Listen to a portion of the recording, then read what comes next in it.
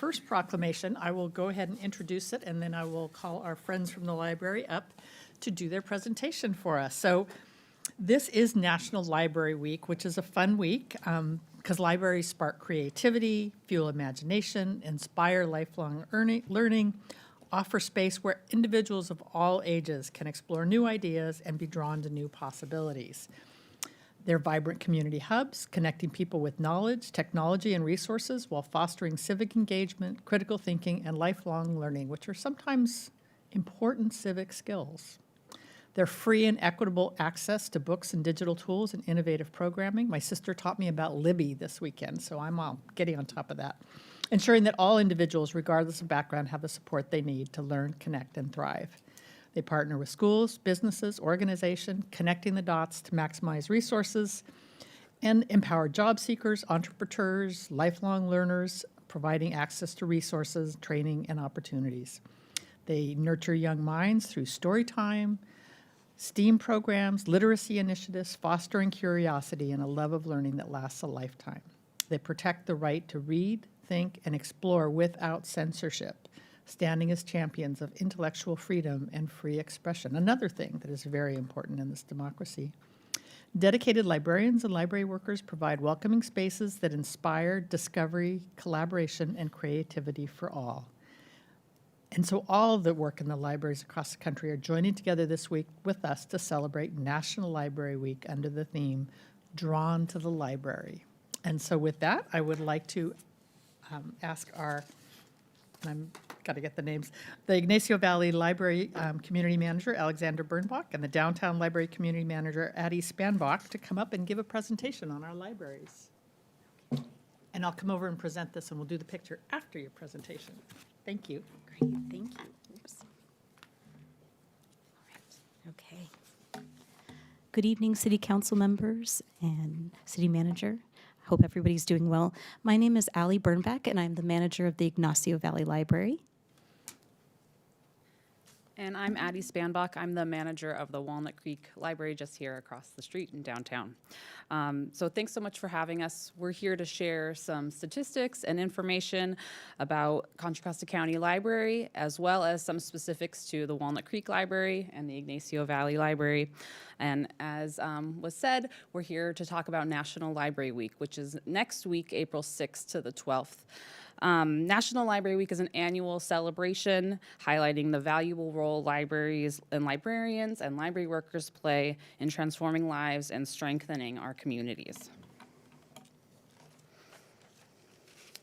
So first off, with some statistics, circulation of library materials continues to increase, and this past fiscal year was up about 4%. And circulation of ebooks continues to rise. We are at 18% over fiscal year 22-23. If you are not familiar, Libby is one of our ebook providers.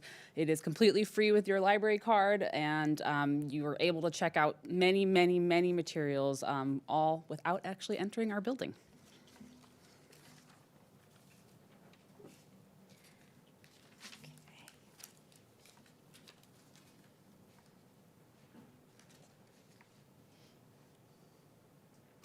Okay, and exciting news on all fronts. Library visits are up 6% from last year. So patrons are returning to our buildings, and we are still seeing a lot of wonderful activity. And virtual use is up 22%. And again, virtual is ebooks, e-audiobooks. Anytime anybody visits our library website, you can access museum passes through the library, state parks passes, digital newspapers and magazines as well. So there's a ton to kind of visit, reading recommendations, and see on our library website. And for just a little bit of fun, here are the most popular books in 2024. This is countywide, but very much applicable to Walnut Creek. So for early readers, The Thank You Book by Mo Willems. Middle readers loved Dogman Book 11, to be specific, by Dave Pilkey. Teen readers enjoyed Divine Rivals by Rebecca Ross, and our adult audience was particularly drawn to The Women by Kristen Hanna.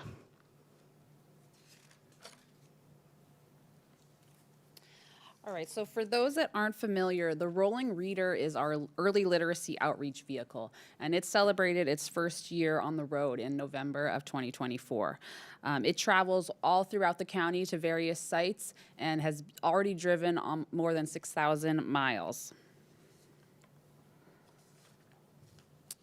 And then these are just a few of our new digital resources. So O'Reilly is a collection of technology and business ebooks, audiobooks, courses, and videos. We're always expanding our digital offerings, and these are all free with your library card. For Mango Languages, it's a complement to our other online language resource, Rosetta Stone. And then many people are familiar with Consumer Reports. You're able to access ratings and reviews all online and free with your library card.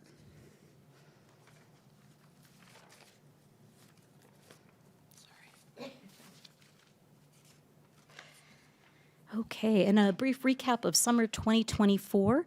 Lunch at the Library is one of the library's most successful programs. This past year, we offered 9 different branches throughout the county, offered free lunches at the library, and they served over 13,000 meals across the country. For summer reading, we also had 7,881 participants from all across the county as well, and participation was up 21% from the previous year, which is an exciting stat, and we're hoping that this year's summer reading will gain even more attention and participation. That's coming in June, so please keep your eyes out. And just a few more things from 2024. So Project Second Chance, which is the library's adult literacy program, celebrated 40 years in 2024. And it's helped more than 6,500 adults improve their reading skills. It's a wonderful program, and we hope to see it continue for many, many more years. Self-service Sundays launched in December at the Concord Library. This is where patrons can browse the collection and check out books, return items, pick up holds, connect to Wi-Fi, and use the space for studying and reading. And we're hoping more people take advantage of that service. And finally, the North Richmond Lockers launched in April 2024. They're housed inside the Corrine Sane Senior and Family Community Center in Richmond, and they're open Monday through Friday from 9 a.m. to 1 p.m. for patrons to pick up materials remotely.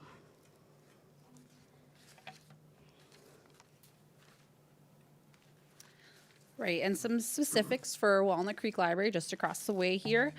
So outreach continues to be a main priority for us, and we're going to be increasing our outreach efforts to schools in 2025 to just ensure that all children have access to our fabulous resources and services.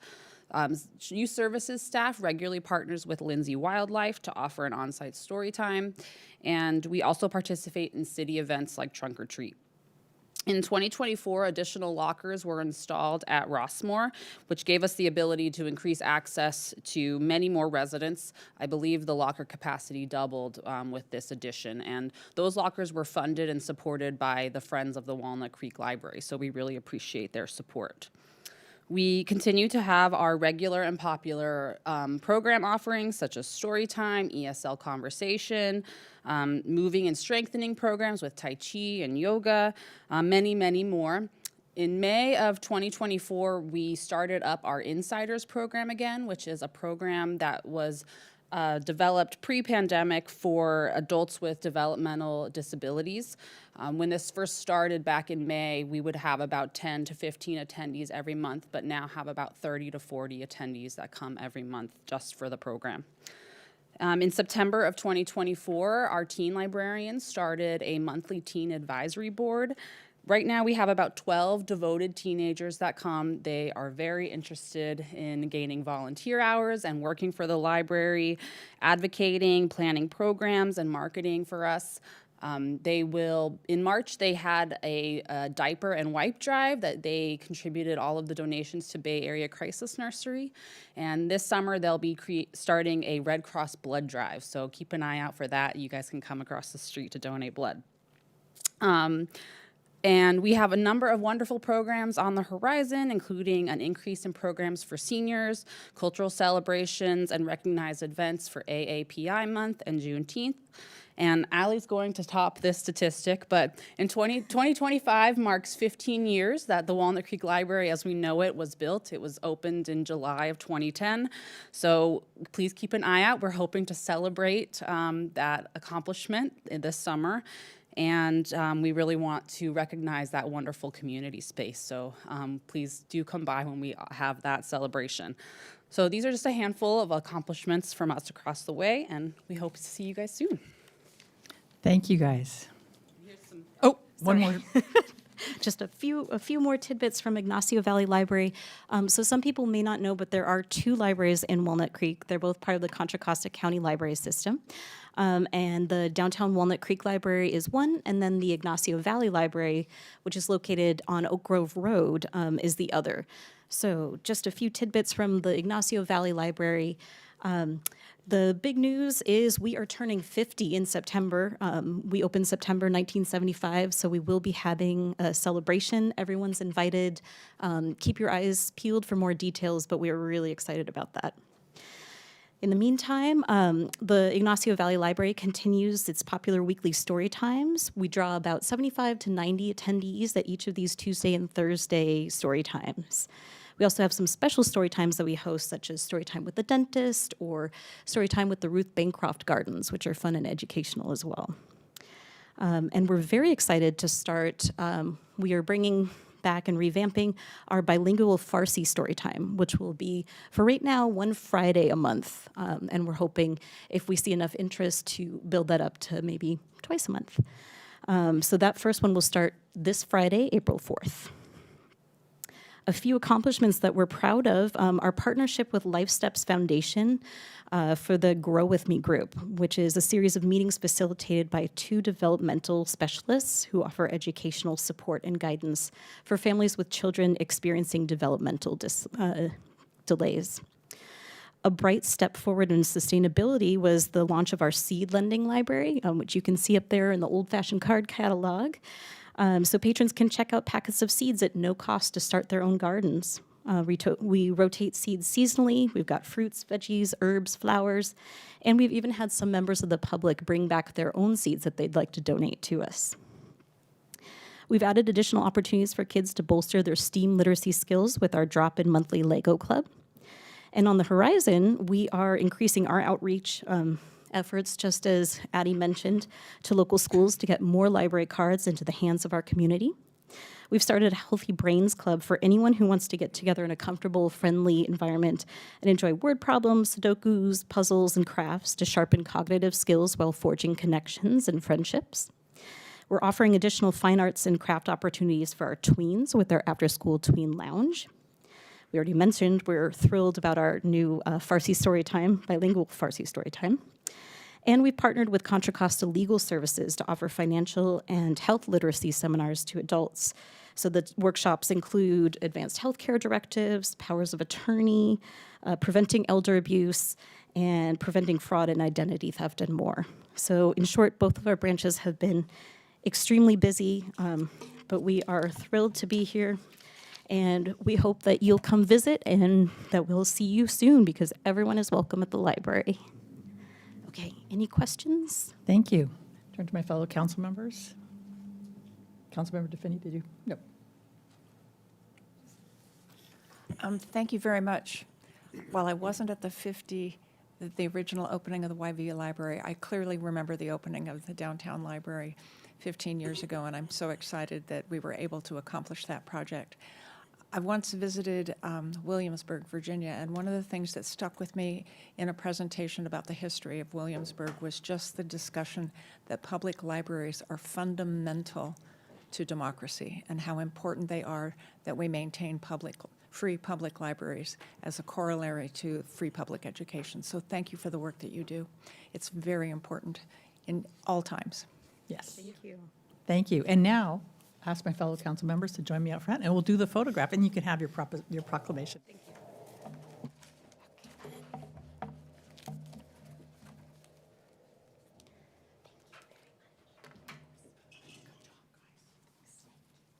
Okay. Yeah. Thank you, Cindy. How are you? Good. I think it's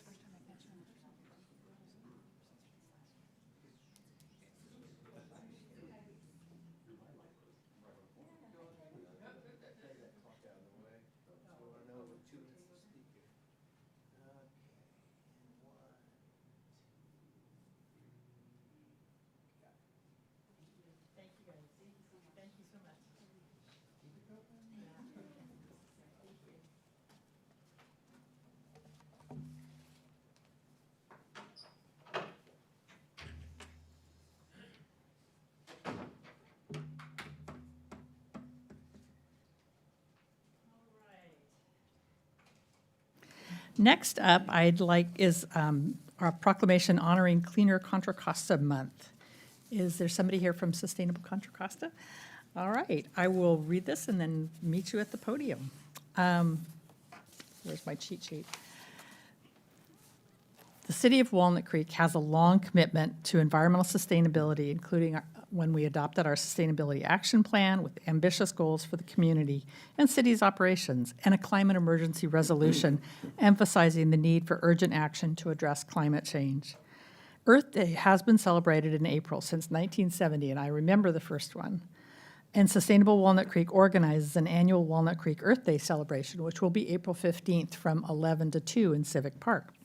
City of Walnut Creek, Contra Costa County, and Sustainable Contra Costa provide an online platform called Cleaner Contra Costa, where residents can find practical solutions and local resources to save energy and water, reduce waste, and take meaningful climate action. So 930 participating Walnut Creek households have collectively saved 350,000 pounds of greenhouse gas emissions, 430,000 gallons of water, and 78,500 in energy costs since it started in 2019. We at the city support this collaborative effort, bringing awareness and local actions to pivotal issues facing our planet, because when we reduce the impacts by conserving resources and investing in local solutions, we all benefit. So the community members of Walnut Creek and the county are encouraged to form teams and take action together at the Cleaner Contra Costa Challenge. And I will. Thank you. I have a couple of. Yes. Okay, you're coming with me. Wonderful. Hi. Thank you for coming. Yes. Okay. There you go. Go ahead. Terrific. So, good evening, everybody. I'm Tina Newhasel with Sustainable Contra Costa, and we are here as a partner in sustainability and to celebrate the great work Walnut Creek is doing. We're grateful for your ongoing support and collaborating on our shared vision of a healthy community, economy, and planet. Sustainable Contra Costa was started here in Walnut Creek, along with Sustainable Walnut Creek, 16 years ago. We work in partnership with individuals and organizations to build economically vibrant, socially just, and environmentally sustainable communities for all. The City of Walnut Creek was one of the founding members of the Cleaner Contra Costa Challenge in 2019. Together, we've helped thousands of people learn how to make changes to save water and energy, reduce waste, and build healthier, more connected communities. SCOCO celebrates local sustainability heroes at the annual awards gala, which I think all of you have been to at some point, all of the city council members here. And we provide sustainable living workshops, and our youth-led program, SLEA, or Sustainable Leaders in Action, empowers over 40 students each year with professional development, camaraderie, and climate action. If you have teens interested in sustainability, SLEA is a great opportunity. SCOCO and Walnut Creek City staff have been working together on several projects, including the successful Repair Cafe in January, thanks to the city's Sustainable Rossmore, Recycle Smart, and all the volunteer repair coaches. 126 items were repaired and kept out of the landfill. We hope to do that again. SCOCO has also been working with Northgate and Las Lomas teachers and students this year. The Cleaner Contra Costa web platform, as you mentioned, helps you make positive impact on your pocketbook and the planet. And thanks to partners like Walnut Creek, it's available to everyone in Contra Costa County for free in both English and Spanish.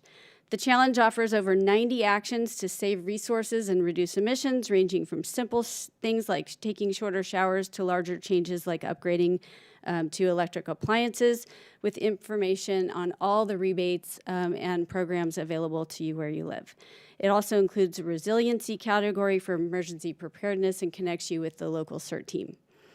So the website tracks your progress, showing household and citywide savings in energy, water, gas, CO2, and money. It offers helpful resources for everyone, whether they're renters or youth, as well as those who already live sustainable lifestyles, like many of you I know. Mayor Darling just listed the progress made by Walnut Creek residents recently. Also impressive are the countywide results. We have over 5,900 households participating in Contra Costa, and together we have saved 3.6 million pounds of greenhouse gas emissions, 4.4 million gallons of water, 67,000 gallons of gas, and over $840,000 since we started the program together in 2019. Thank you all for helping us share these solutions and resources with people and for doing your part to create a strong, resilient community and leave a healthy planet for our kids.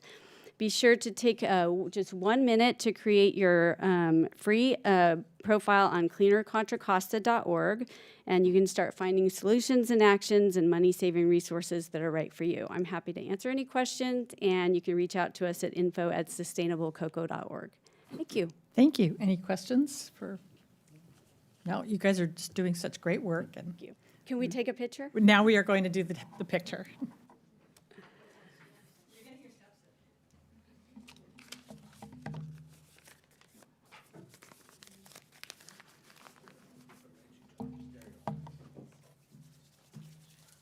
we'll go up here.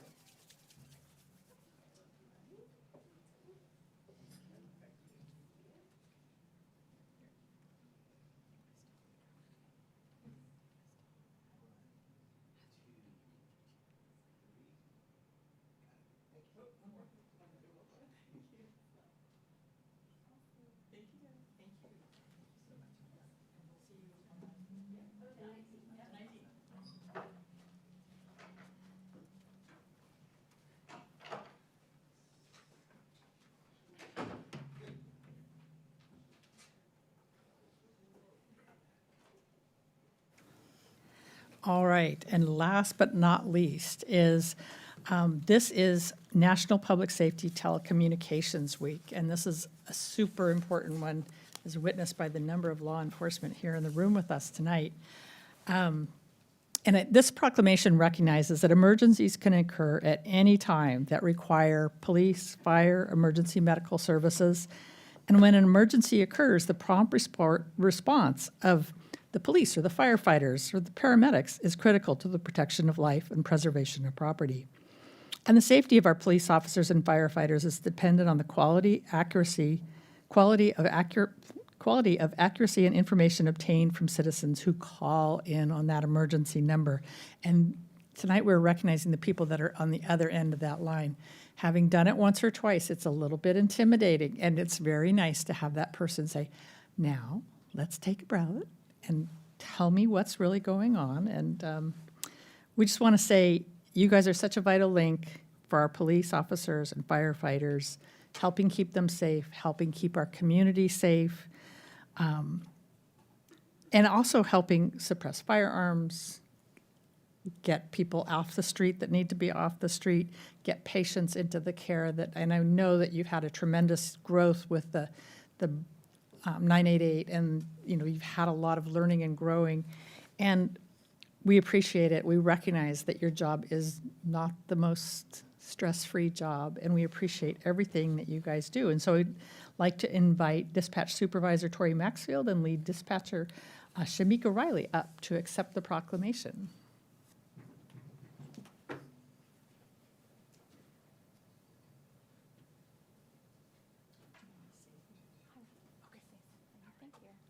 And then we'll do the picture after. Okay. Thank you so much for this recognition and appreciation.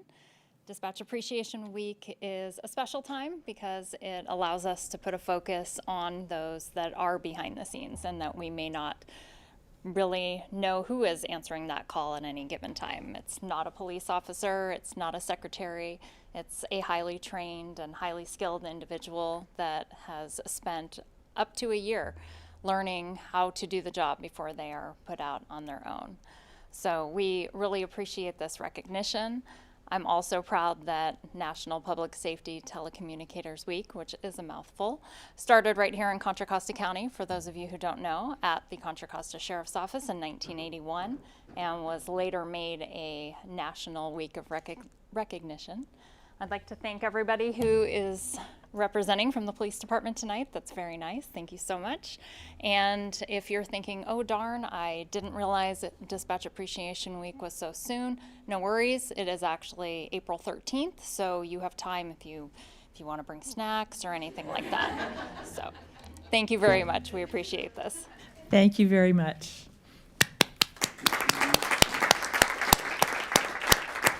Do I get a photo?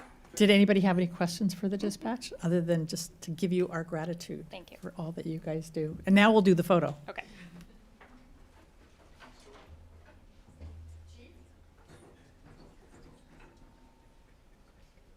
You guys in the back of the room, do you want to come up, or are you just Oh, no, this is all about this. Okay.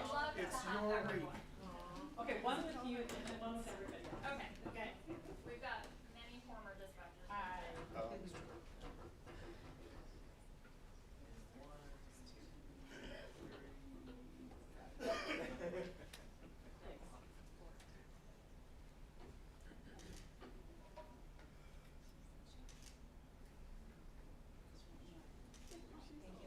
All right, now all the miscellaneous. I did do a year in this past one. That's all I realized I wasn't really good at it.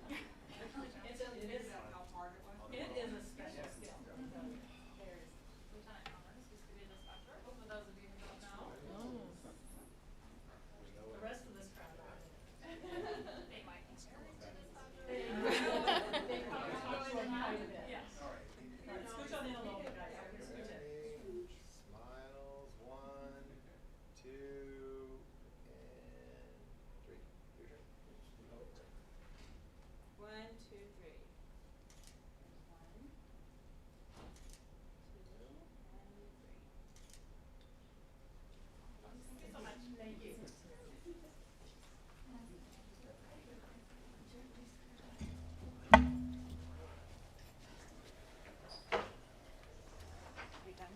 We're done.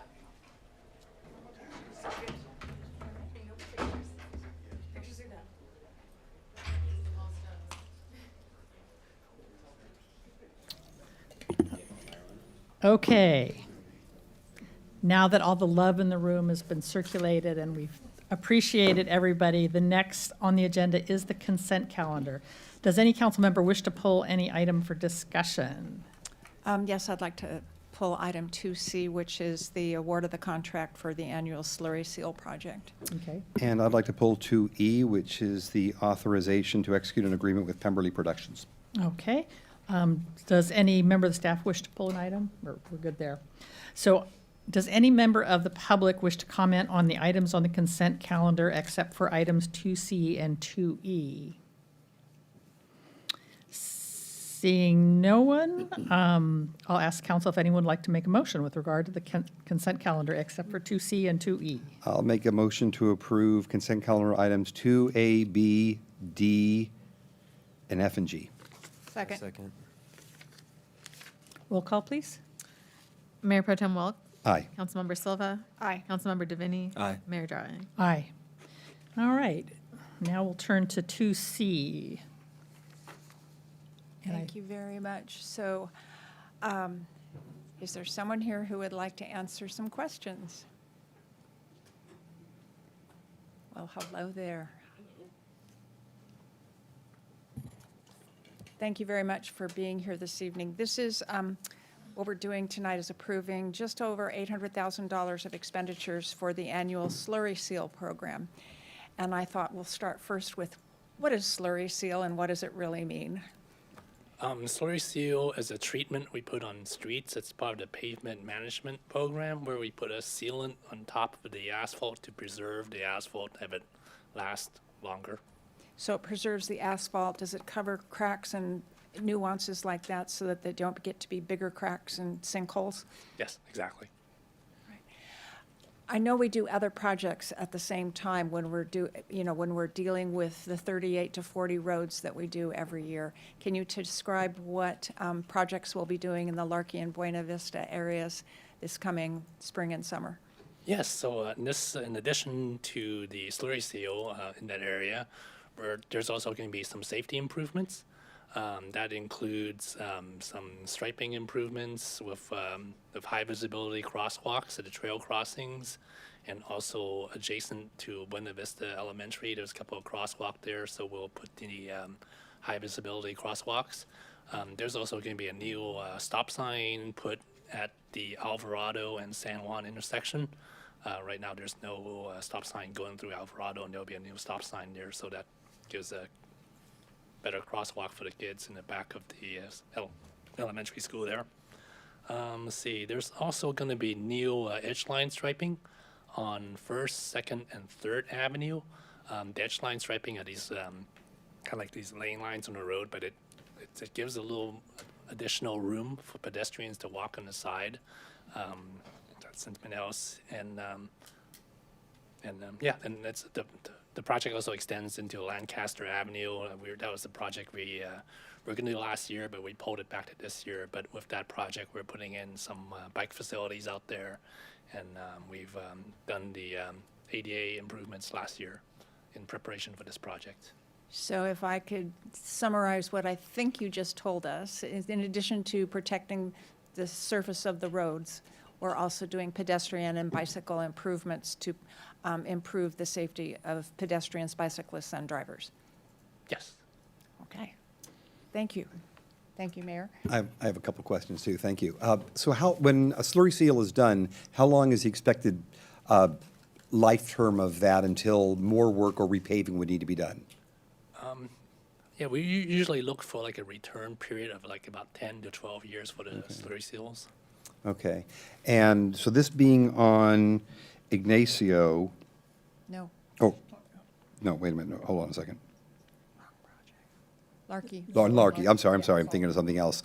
I think that's it. 10 to 12 years, great, thank you. Thank you so much. Okay, thank you for your Thank question. you very much for taking the time. Does any member of the public want to comment on item 2C? Does anybody want to make a motion? I will make the motion to award the contract 2414, the 2025 slurry seal project to And I'll Payment second that. Coatings Company. Oh, second that. Roll call, please. Councilmember Silva. Aye. Mayor Darling. Aye. Councilmember Divini. Aye. Mayor Pro Tem Welk. Aye. Okay, measure passed. And now item 2E. 2E, so I have a few questions, and here's Carolyn Jackson to answer them. So this is regarding executing an agreement with Pemberley Productions for the presentation of The Woman in Black for an amount not to exceed $187,500. So, so Carolyn, wanted to ask, how often during a season are there requests for additional funds like this for Center Up co-productions? Thank you for the question. So this is not typical that we have an item coming to council due to the purchasing policy. So it's the amount of the contract with this particular vendor that raises it to council tonight. Typically, if it's a production that we have many different vendors working on, it wouldn't come before council. But since it's a single vendor for the entire production, including the acting company, it does rise to that level. And funding for a production like this is part of Center Rep's typical budget and is part of what we're developing for the FY26 budget as we're going through that process now.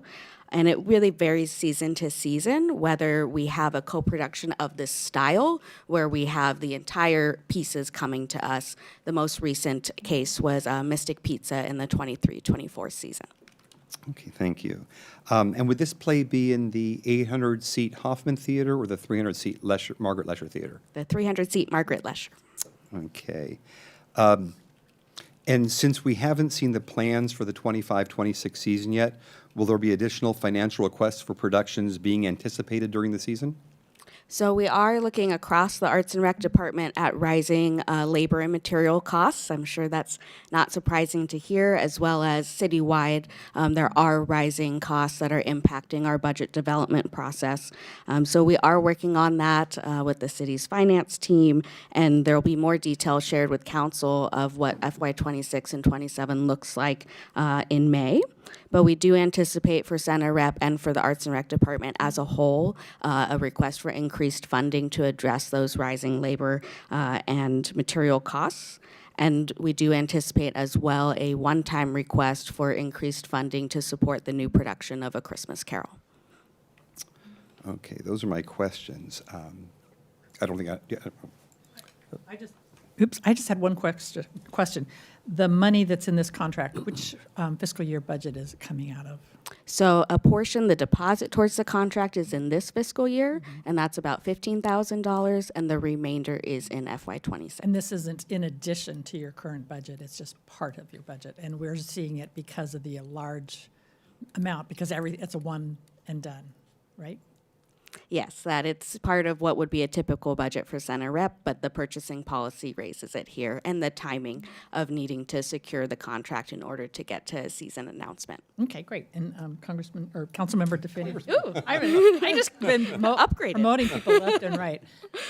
I think I did read, though, that you're projecting a positive return on this production, that though the ask is, I think, bigger than usual, the return is anticipated to be Yes. like 10,000 over or something? Yeah, the ticket sales specifically for this production are projected to be about 10,000 higher than the contract for Pemberley Productions. And really, every production kind of has varying degrees to which the ticket sales offset the expenses. But in this case, we're looking at that being a positive. That's great. how are you able to make that projection? So we look at both our predicted increase in season subscriptions. So we're actually up 12% in subscribers this season and expecting a continued growth, not quite that high, but looking at more of a 5% growth in subscribers. And then we look at other productions in recent history that we feel are similar in terms of either the theme or the audience type and make a projection on how many single tickets we think we will sell for this particular production. Okay, thank you. Any more questions? So, for me, my comments on this are something that I typically am surprised at myself about. As a former actor and 6-year arts commissioner, I love the local theater, I love Lesher Center programs, and everything that has to do with art. But without seeing the full season schedule, I'm reticent to approve funds for this when we're looking at cutting back in areas throughout the city. Due to the upcoming budget, of course, there's some concern about some of the programs that are coming out in Center Rep over the course of, this current season, and we just heard Carolyn talk about a new re-envisioning of Center, of a Christmas Carol with a smaller production, but is going to have additional new first-time costs. So without knowing all of this and us being looked at to make some potentially difficult cuts in budget for the upcoming year, I'm concerned about what we're doing now without even seeing the full rollout of the entire program for Center Rep. I also understand that this is a traveling production, and therefore it's not even going to be casting local actors, which our Center Rep company, typically we want to be able to cast local actors, have local people fulfill those roles. That's not going to be happening here. I think just without an understanding of what the rest of the season holds and with what we're going to be looking at having to do, that I just don't feel comfortable in making this approval right now for this additional budget request for this show. I can't in good conscience do that. I'm sure, I don't know Councilmember if Silva? members of the public, but is this part of the strategic plan for the Lesher Center? This particular production is not, but the concept of doing more co-productions and finding areas in the season where it's a more manageable series of expenses, predictable series of expenses, to allow for some more artistic risk-taking in other areas is part of the strategic plan. So the strategic plan, if I recall then, does anticipate in order to elevate the role of Center Rep to a more regional company is not about always local actors. It's about bringing in superior performers from across the nation, actually. And I think we're never going to have an opportunity to say yes to productions if we don't say yes to productions. And there will always be a reason to be reluctant to get outside our comfort zone. But I think this is planned. We're having to say, we're being asked about this because the total amount of the production is a single fee, and so it exceeds the budget amount, but it's anticipated to be within what the realm of a production like this would be in their season. And if we were to wait until July or end of June to do this, we would be missing the season for this this production. It would be waiting a year. And so I'm in favor of being able to do this, and I don't know if any member of the public wants. Why don't we see if there's any public comment? All right, we'll go ahead and close public comment and bring it back here. Councilmember DeFinney, did you have anything you wanted to say on this one? I want to make sure I understand the issue and the concerns, because I'm not sure I'm appreciating them fully at this point, but is one of the concerns that this is a city-run program and that we'd like to continue to promote local talent?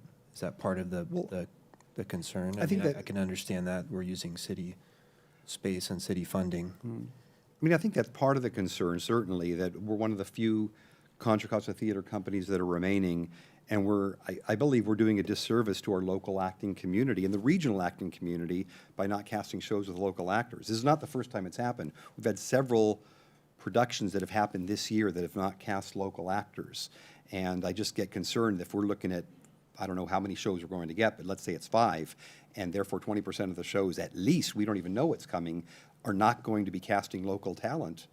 I think we're doing a disservice to the Contra Costa in general. Maybe one way to frame this, I mean, because typically we would never see this. It's just because this one production didn't come in 2 smaller chunks that we're seeing it. So perhaps it would be better for us as a council to step back into our role as overall policy setter and say, you know, what did we have a strategic plan for the Lesher Center that said, here are some things that our experts that we brought in, our national experts, here's some things that you guys need to be doing to make sure you're viable going into the future. And it was important as we were coming out of COVID to take the time to do that. I believe we are getting a report on the strategic plan at an upcoming meeting. My suggestion would be Mayor Pro Tem Wilk's concerns are, you know, important and probably are best dealt with in the overall strategic planning part of our work rather than a decision on one individual show. I get that. We're still being asked to Yes. approve a budget for this item, and it goes beyond what we normally do. I understand it's part of the overall strategic plan, but this is not being asked in the context of, here's the entire season, and we need additional for this show. We're going to be asked to make some challenging cuts in our budget area over the next couple of months. And so this is really the reason of where I'm concerned here, that we're going to be making this approval while we know there are cuts to come. Are you talking specifically about cuts to the arts programs, or are you talking about citywide cuts? Citywide. I think what Mayor Pro Tem is talking about is that we are going to have a tight budget this year. But just as we don't get into the engineering and say, well, do we really need to slurry seal Larky? Shouldn't we be slurry sealing somewhere else? I think it's appropriate for us to say, we have concerns. We want to make sure that we're doing a good job strategically on the Lesher and deal with it that way and not dive into one particular show that staff is putting forward. So my inclination tonight is to go ahead and approve this and then bring the questions raised tonight back when we look at the strategic plan for the Lesher Theater at an upcoming date. I'll be voting no. I will move to authorize the city manager to execute an agreement with Pemberley Productions for the presentation of The Woman in Black in an amount not to exceed $187,500. I will second that. Please call the roll. Councilmember Silva, Aye. Mayor Darling, Aye. Councilmember DeVinney, Yeah, appreciate those concerns, and I think they're valid, and I agree with the concept of, in this upcoming meeting, addressing the priorities more holistically, instead of, in this particular case. So I'm going to say aye, and I look forward to that discussion. Yeah. Mayor Pro Tem Welk. No. Motion carries 3-1. All right, thank you, and thank you. It is a difficult time, and this is not our last difficult discussion this year. That brings us to public communications. This portion of the meeting is reserved for comments on items not on the agenda. Under the Brown Act, the council cannot act on items raised during public communication, but may respond briefly to statements made or questions posed. We could request clarification or refer the item to staff. Consistent with Section 9.5 of the City Council Handbook, we get 30 minutes at this time for public communication, and so that will lead us to 7:19. If anybody does wish to address the council, please step forward to the podium and present your speaker card. This is the time for public comment. Anybody? All right. With that, we are closing public comment. That's a record. Made me have to turn my page. Next on the agenda is council member and staff announcements and reports on activities. City Attorney, is there any closed session action? Madam Mayor, the only reportable action from closed session this evening was that the City Council, by a 4-0 vote, directed the City Attorney's Office and staff to resume the litigation that is ongoing with Windsor Capital Group. Thank you. Thank you. City Manager, report tonight? I do not have an update this evening. Wow, we're just whipping through here. City Council member reports, Congressman, or Councilmember DeFinney? I gotta stop the council. Thank you. member. No, you can. I think I made that. Jeff captain one, or police captain one. Yeah, no, to continue the trend, I don't have a report for tonight either. I had the pleasure of going to Ireland with my son for a good portion of the last 2 weeks on his spring break for a rugby tournament, which was very enjoyable, so I don't have anything to report back to the city. Aye. Councilmember Silva. Thank you very much. A few reportable items. Councilmember Francois and I are the members of the Council's Standing Housing and Community Development Committee, and in our recent meeting, we set the stage for the upcoming April 21st hearing to decide on which grants to recommend to the council for our community development block grant funding. Keeping our fingers crossed that we still the have. federal government comes through with that, as well as our community services funds and our homeless services funds. So that'll be coming to us on April 21st and then coming to council in May. I'm a member of the executive board of the Association of Bay Area Governments, and at our recent meeting, we reminded everyone that the annual meeting of the General Assembly, so every city has a delegate and every county has a delegate to the General Assembly, is Friday, June 20th. So stay tuned for more information on that. We also had a conversation about Assembly Bill 670, Quirk Silva's bill. It is really about being able to, this bill, if approved by the legislature and the governor, would allow all cities and the counties to get credit for their RENA numbers for preservation of naturally occurring affordable housing with long-term deed restrictions. So it's a complicated process of how we might do that, but there is an opportunity there to get credits toward our RENA allocation. Last week was the March meeting of the Golden Rain Foundation Board. I talked about a number of things that we're doing here, and they asked me a few questions about whether members of the Rossmore community should attend last week's Planning Commission meeting to discuss the minor adjustment required for the pickleball facility that is proposed for Rossmore. And my response was very neutral, but I would never not encourage people to come to a meeting and express their points of view. And so I understand there were people from both sides at the meeting. They also are in the process of, Rossmore has a 9-member Golden Rain Foundation board, which is like a city council. And so 3 of the seats are up for election, and so they will be seating new members of their board in a few weeks. At the last week, I am a member of the League of California Cities Housing Community Development Committee, and we had a meeting last week. I know Councilmember Wilk? Thank you. Mayor Pro Tem Welk. Mayor Pro Tem Wilk. I knew I had something wrong, so I just Not a really. congressman. 9 years.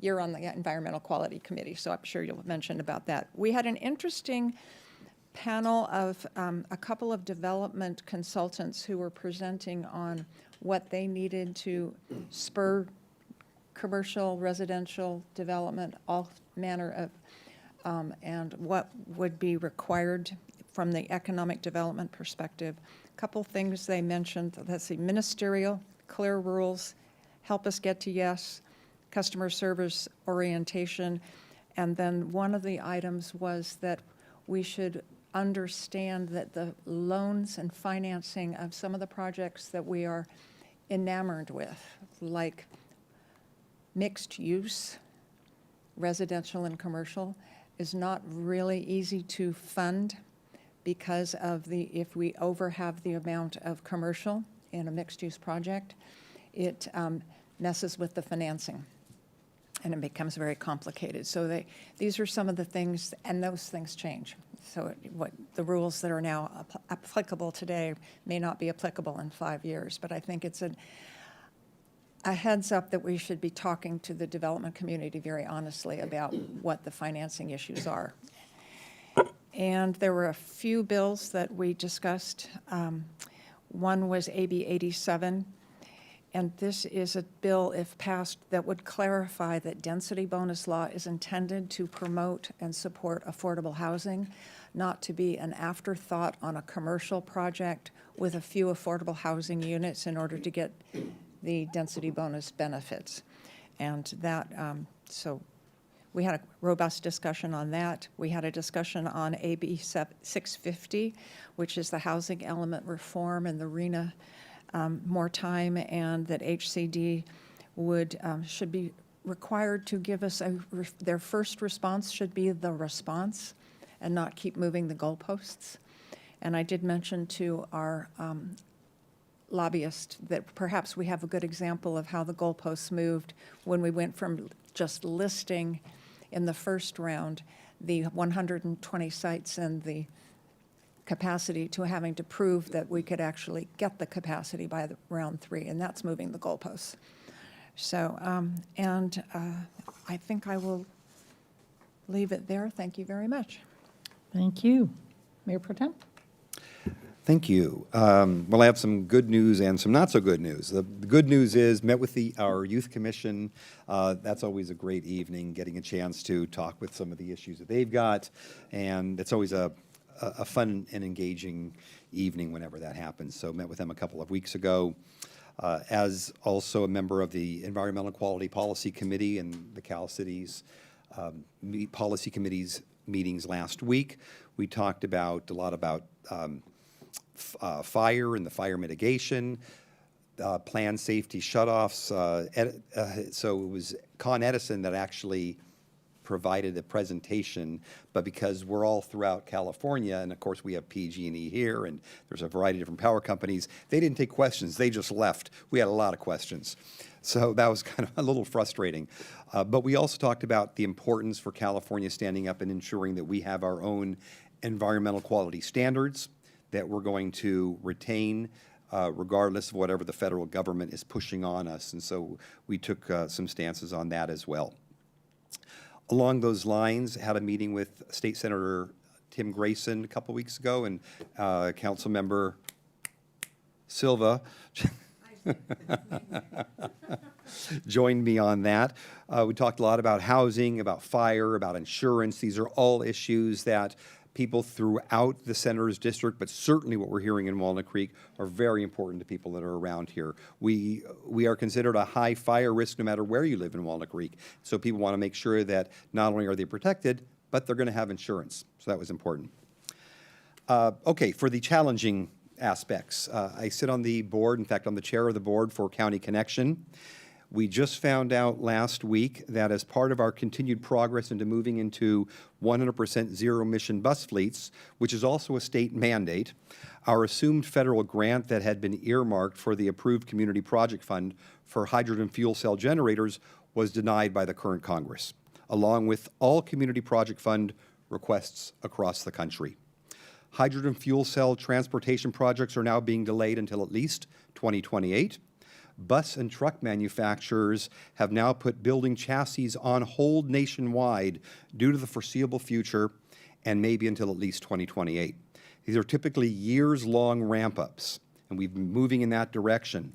And the complete denial by Congress means that until there is a positive response by Congress, there won't be manufacturing movement in this direction. Electric grants are being canceled across the country, and the manufacturers now converting their expected electric buses back to diesel. In addition, there have been 10 bus manufacturers in the country. There are now 2. And so these 2, looking at their own profitability, have moved away from zero-emission buses until there is more certainty of how we can move forward in our Congress and in our country. In addition, electric bus battery plants and other sub-manufacturers of zero-emission buses are closing as well because of the uncertainty in purchasers. This really caught us all by surprise. Maybe it shouldn't have, but we had just heard from the Congressman's office just prior to our last meeting that it was expected we'd be earmarked, and it's cut across the country.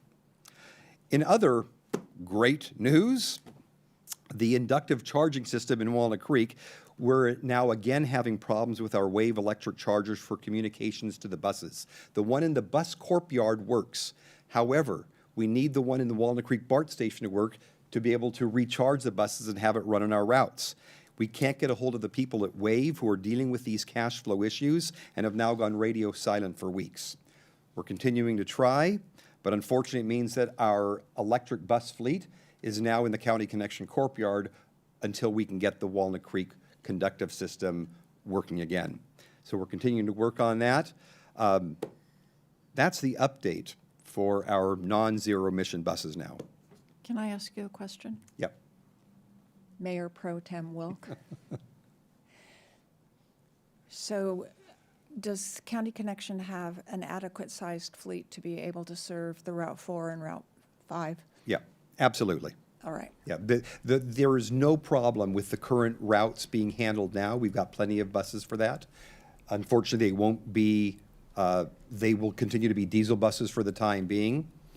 And we do have concerns of how we're going to be working with the state mandate into requiring us to move toward a zero-emission bus fleet. How can we do that when the manufacturers aren't providing it and the grant funding is not coming? Well, I think the state legislature could see this coming. Probably. And on that cheery note, couple things. I sit on the MCE board, which is the electricity provider for most of us here in Walnut Creek. We did approve the budget this year. As part of that budget approval, we left the electric utility rates for residential and most commercial customers the same. We have not raised it since 2023. We did change. There is a standby charge that's charged on medium-sized grocery stores, on agricultural efforts, so that they have the capacity when they need it in the afternoon. It's called a demand charge. We had not raised that for a while. We had found we were significantly below PG&E, and we were not recuperating our costs to provide that service to them. So we did raise that. Our rates for the demand charge are still less than the PG&E rates for demand charge. And we looked across the customers that pay that demand charge, and we're confident that we will continue to retain them. We are cheaper than PG&E, our pricing is more stable, and we sent out notices and heard back from exactly 0 of them. So we did have to raise that one rate. The other thing that we did in this budget is The power grid in California has gotten very congested, and that has prevented MCE from accessing some of the solar energy that's being generated by our people that we have contracted with in the San Joaquin Valley. So we had, our staff negotiated an agreement with PG&E for a software update on parts of the grid in the San Joaquin Valley. It will cost approximately $10 million for PG&E to install that software to better manage the grid in those areas, and it just gets down to managing the electricity in the nanoseconds. It is projected that that $10 million investment will allow us to access $20 million in power on an annual basis that we had been unable to get to the Bay Area because of the congestion on the grid.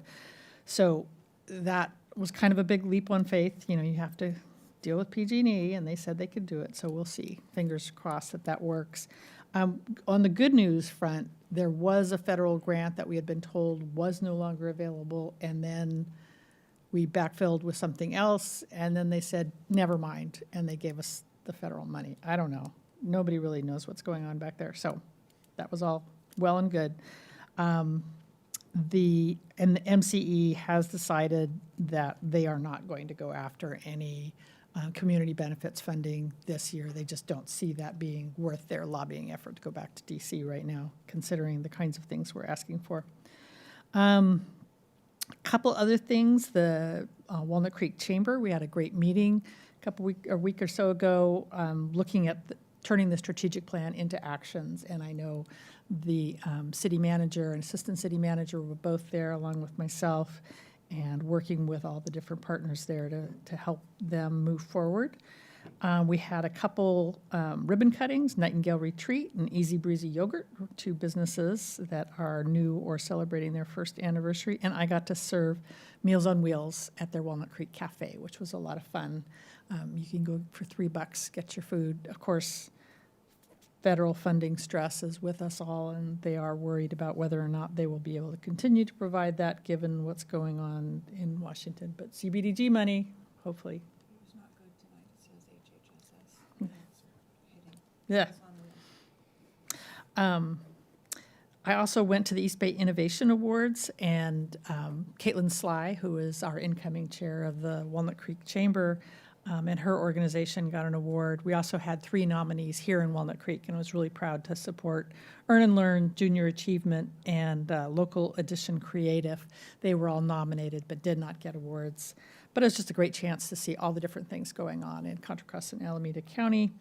And then upcoming Earth Day, we've mentioned this earlier, on April 19th. You can meet at 8:30 with the cleanup crew on the roof of the Macy's parking garage and eat donuts courtesy of the mayor, and then go help clean up downtown, working towards Civic Park. And when you get to Civic Park, the sustainability fair will be starting at 11 and go till 2 o'clock. And that's a great chance for people to get information, celebrate, and just have a good time. And there will be food trucks. And then the State of the Chamber is coming up on April 16th, which is when Caitlin Sly will be installed as the new chair, and we'll get to hear all good things from the chamber. And that is my report. Anybody need a break, or we're going to keep going? We're all good. Okay. Thank you all for listening through that. Well, now, our next on the agenda is a public hearing titled Adoption Resolutions Levying Annual Assessments for the Downtown Walnut Creek Business Improvement District and Downtown Walnut Creek South Business Improvement District for FY26. So I want to take, before we dive into this, a moment to explain the process for the public hearing item on number 5A. In order for the city to levy assessments for the Downtown Walnut Creek Business Improvement District and the Downtown Walnut Creek South Business Improvement District, the City Council must first conduct a public hearing at which it must hear and consider all protests against the levy of assessments.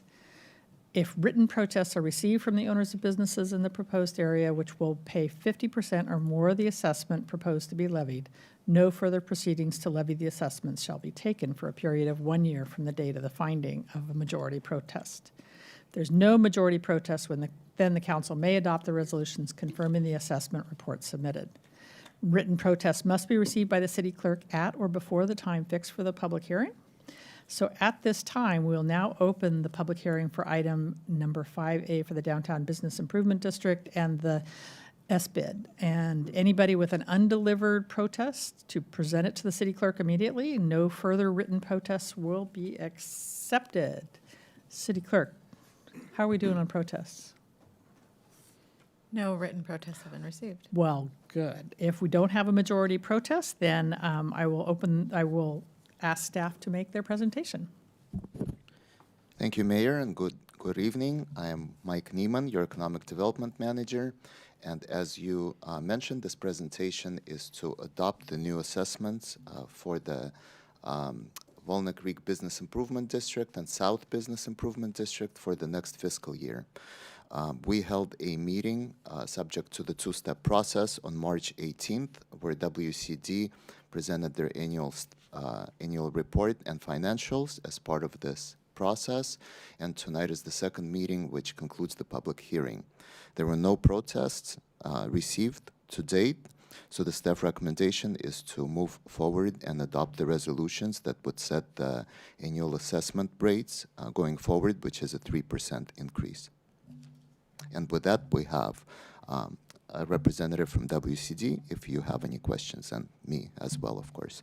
All right, thank you. Since we heard this one at the last meeting, just wanted to check and see if there's any additional questions on the part of the council for Kathy Hemingway or for Mike Neiman. Nope. No questions. So now, is there anybody here who wishes to address the council on this item? Seeing none, I will close this and open for a motion. So question for the attorney. Do we need to do two motions? All right, so then I will move to adopt the resolution that levies the annual assessment for the downtown Walnut Creek Business Improvement District for fiscal year 2026. Second. Roll call, please. Councilmember Silva? Aye. Councilmember DeVinny? Aye. Mayor Pro Tem Welk? Aye. Mayor Darling? Aye. Motion carries. I will move to adopt the resolution levying the annual assessment for the the downtown Walnut Creek South Business Improvement District for fiscal year 2026. Second. Roll call, please. Councilmember Silva? Aye. Councilmember DeVinny? Aye. Mayor Pro Tem Welk? Aye. And Mayor Darling? Aye. Motion carries. All right. Thank you. That was easy. So now we will take a short 5-minute break.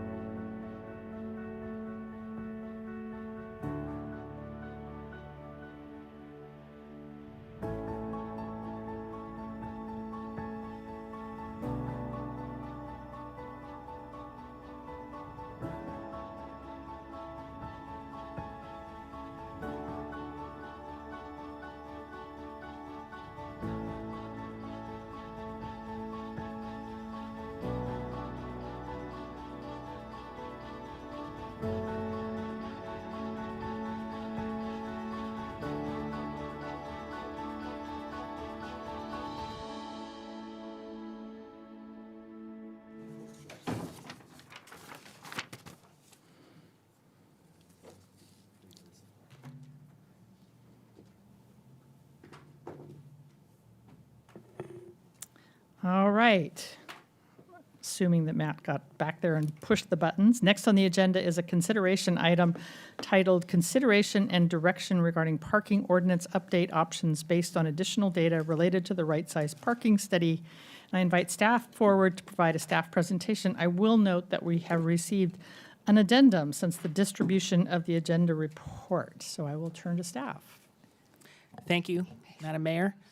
Good evening, council members. Tonight I'm going to be giving you an update on the right size parking study and some draft policy options for multifamily residential parking minimum requirements.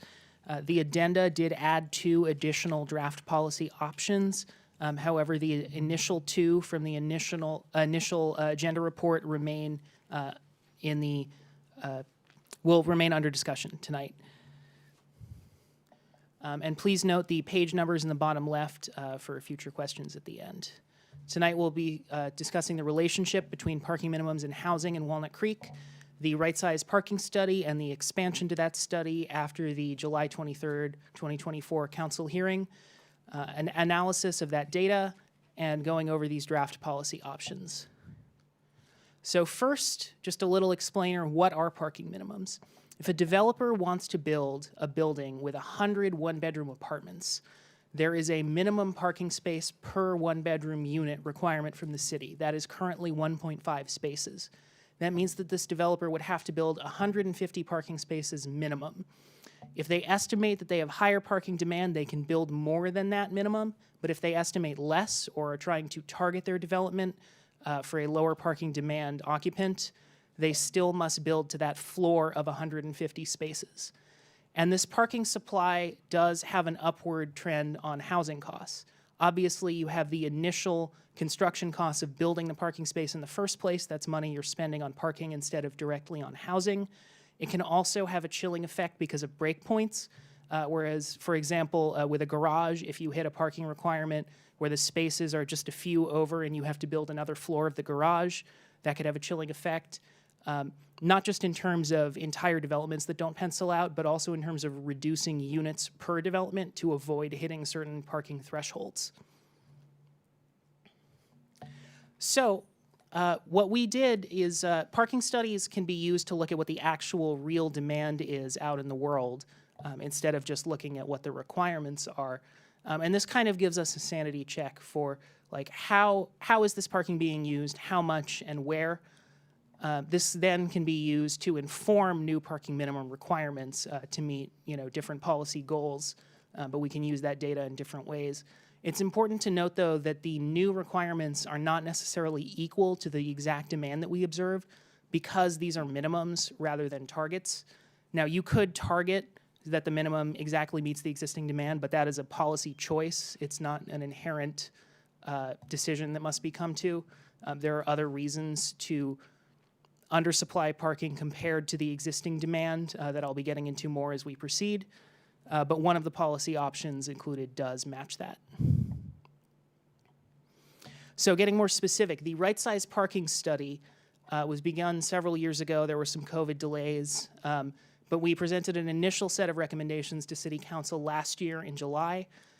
Council had some concerns. They wanted additional data collected at new study sites covering a broader span of the city to be more comprehensive. And additionally, there was a request to collect further research on other California jurisdictions and how they did their parking policy. So between the two of these, we have expanded the right size parking study. The right size expansion will use this new data and further analysis to provide 4 different policy options for amending parking minimum requirements. So to begin with, the research into other jurisdictions.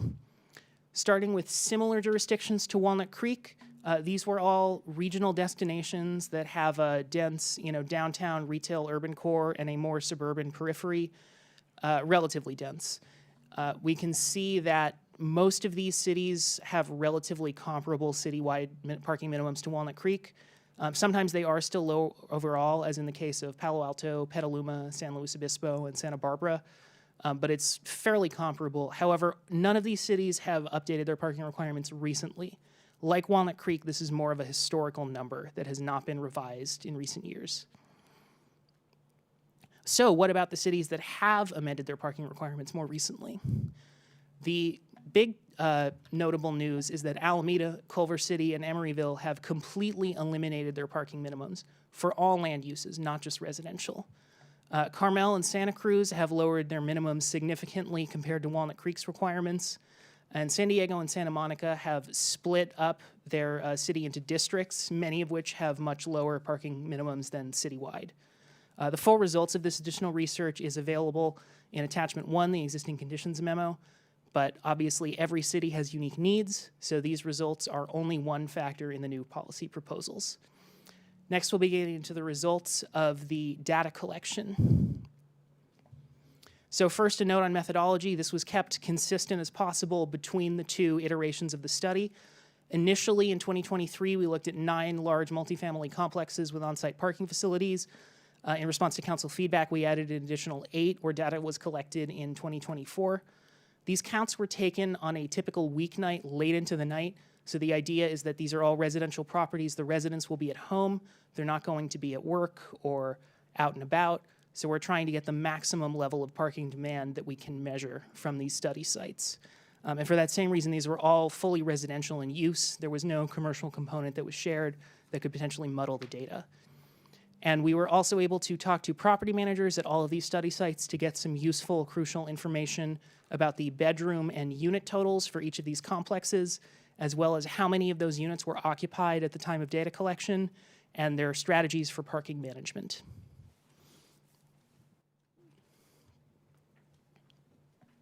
So we can see here the dots in pink represent the initial 2023 data collection, and the dots in green show the right size expansion. The yellow shows the apartment buildings in the city. So you can see that now we have pretty good coverage of all of the potential study sites through the ones that we did collect, especially in the down south Creekside Rudgear area and out east along Ignacio Valley Road.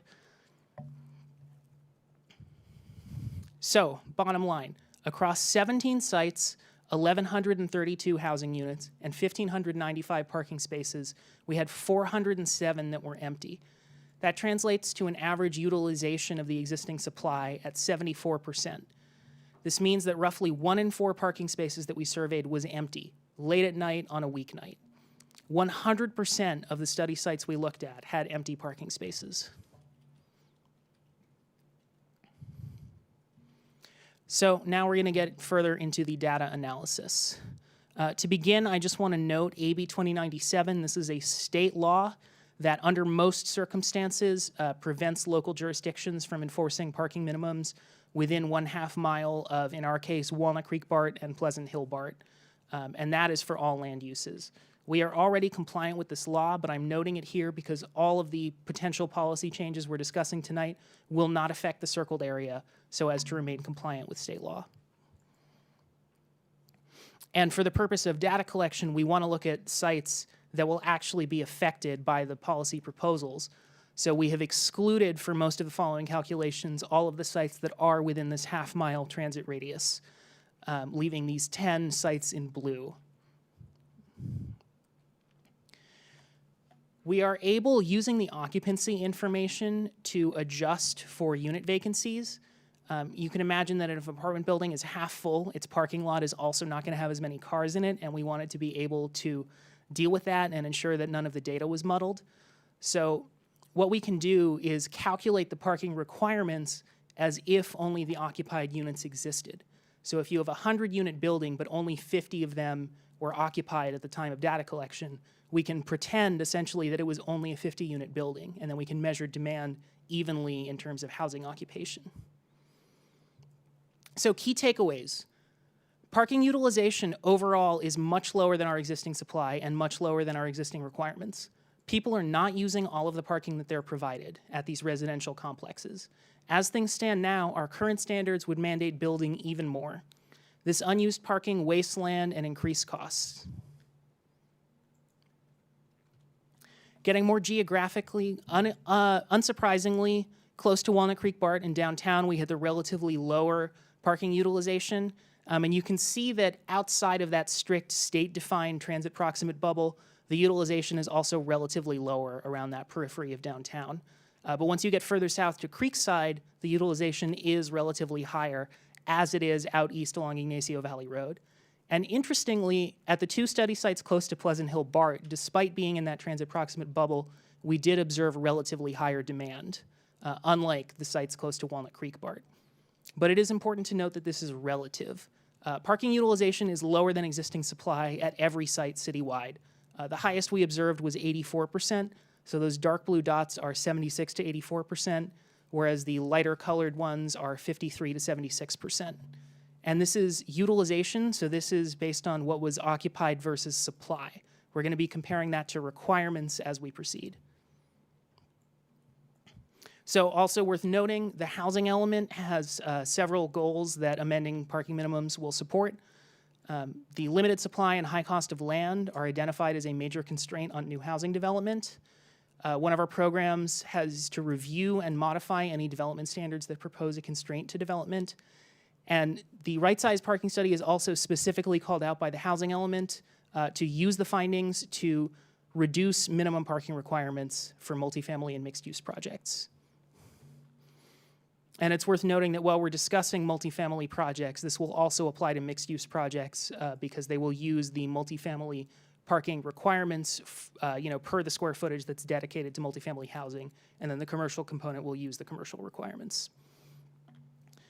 In addition to the housing element, we also considered the city council feedback to expand the study and research to inform better policy options, using data collected on real parking demand to inform how and where these parking requirements are lowered, and to ensure that the proposed requirements are data-driven across a comprehensive sample of Walnut Creek housing complexes. So, being specific, what are these policy changes going to affect? The new minimums have a limited scope. They only affect new development or major redevelopment. So existing facilities that are not substantially changing their configuration will not be affected. It also only affects multifamily housing. So residential, otherwise like single family, commercial, industrial, no other land use classifications will be affected at all. And of course, it lowers it adjusts the floor for parking supply, but not the ceiling. In most of the city, we do not have any kind of parking maximums. In the North Downtown specific plan, we do, and that will remain completely unaffected by all of the proposed policy changes. So keeping in mind also that demand is lower than existing requirements. The 77% utilization, that is outside the transit proximate area. It's a little higher, but it's still notably low. Based on a 2020 estimate for parking construction costs, so this is pretty conservative because costs have only gone up for construction since then, of $23,000 per parking space. The empty stalls just that we measured at these study sites would account for over $9 million wasted on unused parking. And I spoke with our housing staff to get a rough estimate of how many units that would translate into. And just for example, 699 YVR is on the higher end, and that has about $1 million per unit, so that would be 9 housing units directly wasted. But the average is lower, it's more like 750,000. And policies that are meant to supply the highest demand outliers for parking necessarily mean wasted parking at other sites, so that's an important consideration. This unused parking raises costs without providing benefits. Used parking has a benefit, of course, but unused parking is not helping anyone. So looking at some of this, what happens when the minimum is lower than the number of housing units? Their parking management strategies are likely going to have to change. If you have fewer parking spaces than you have housing units, then that means that not every tenant is guaranteed a spot. The usual solution to this is called unbundling. It means that parking is charged separately from rent. So the parking spaces that are there are usually charged with an additional fee, and then residents that are not getting parking are not paying for it. As opposed to the current system where all residents pay for parking and they don't know how much of their rent is accounted for by it. They just see one flat number at the end. This can mean for tenants who are not using any parking, that do not have a vehicle most likely, that they are relying on transit and active transportation and other ways to get around that do not rely on cars, which therefore could lower congestion on the streets and use of street parking, especially downtown. And again, no existing tenants or developers are, forced to lower their parking supply. This is only for development projects.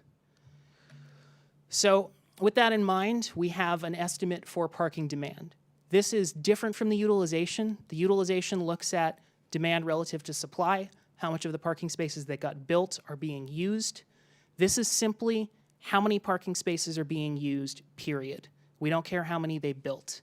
And this has some limitations. We can see that there is a linear relationship, at least at our study sites, between supply and demand. It's also pretty intuitively obvious that higher parking supply can influence people to use more parking, especially if you imagine households with multiple adults. If there's only enough supply for them to have one space, they might have one car, whereas if there's unlimited parking, they might have as many cars as they have adults and drivers. So there is a relationship between supply and demand that this demand estimation cannot really capture. So that is an important consideration as we go into the data. However, it does give us an idea of how much parking is being used at each of these sites. It can give us a rough idea of, per bedroom and per complex and per housing unit, how much parking is really getting used, how much is really needed.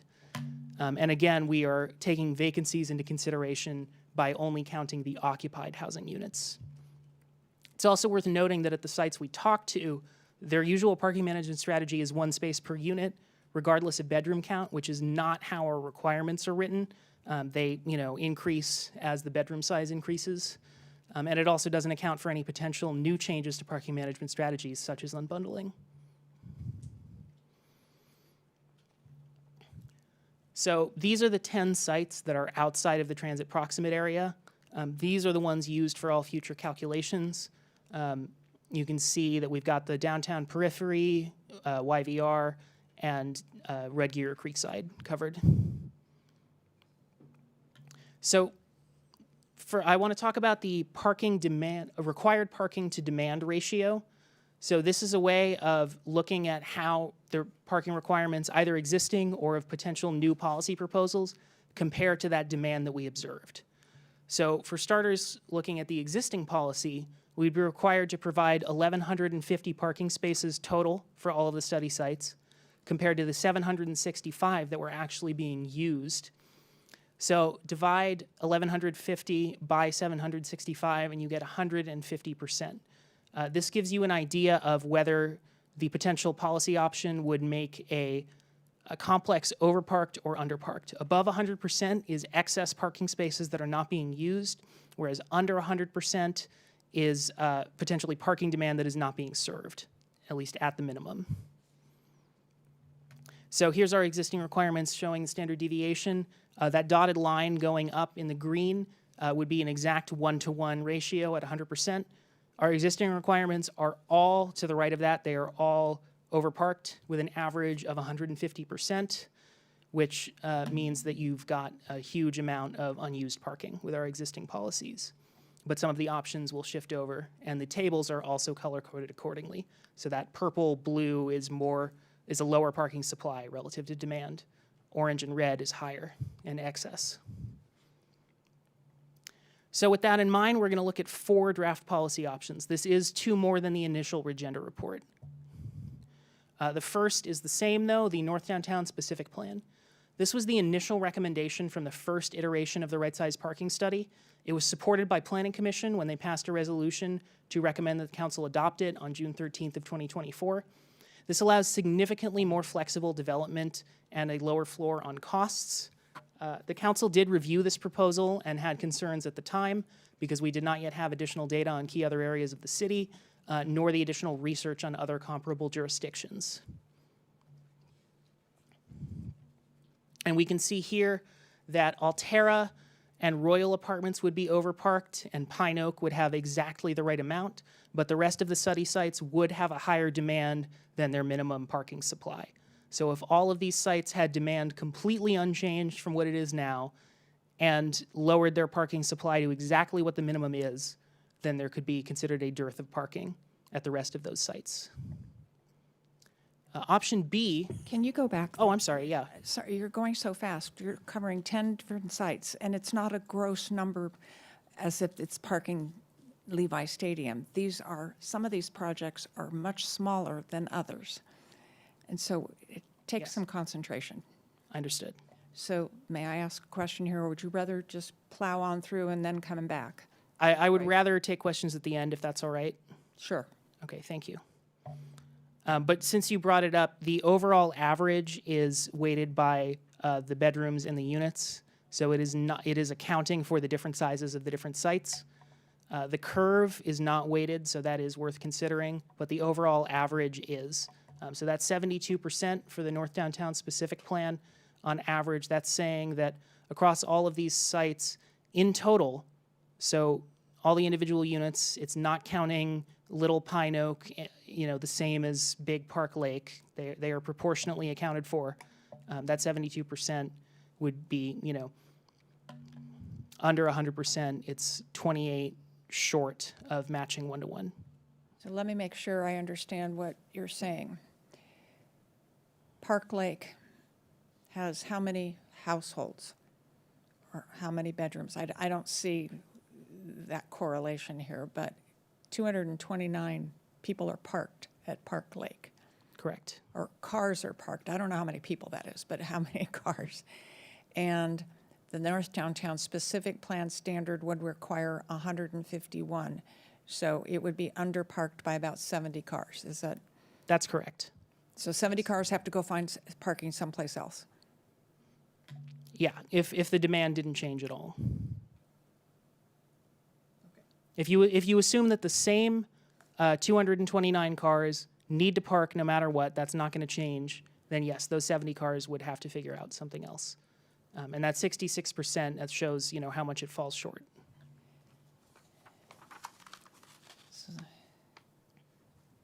So that's 184 units or households.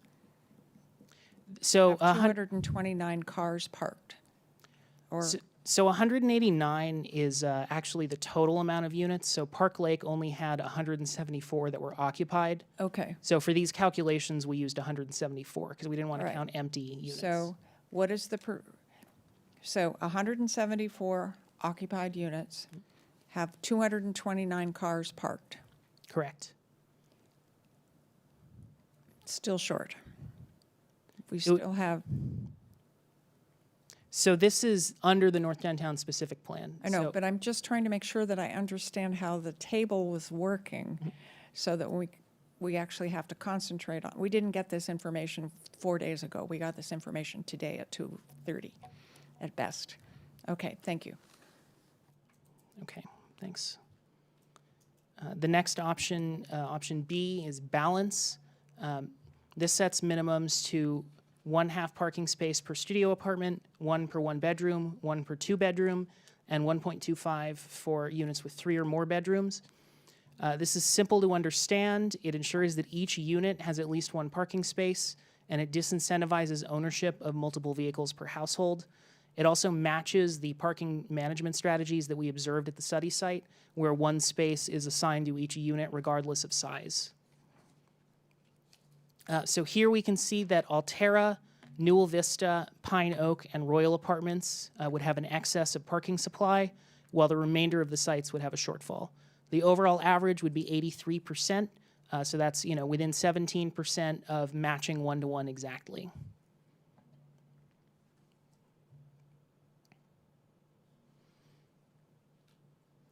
Option C, this was a new one that sets parking minimums close to, but still slightly less than the exact demand we observed at the study sites. This is 1/2 space per studio unit, 1 per 1 bedroom, and 1.25 for 2 or more bedrooms.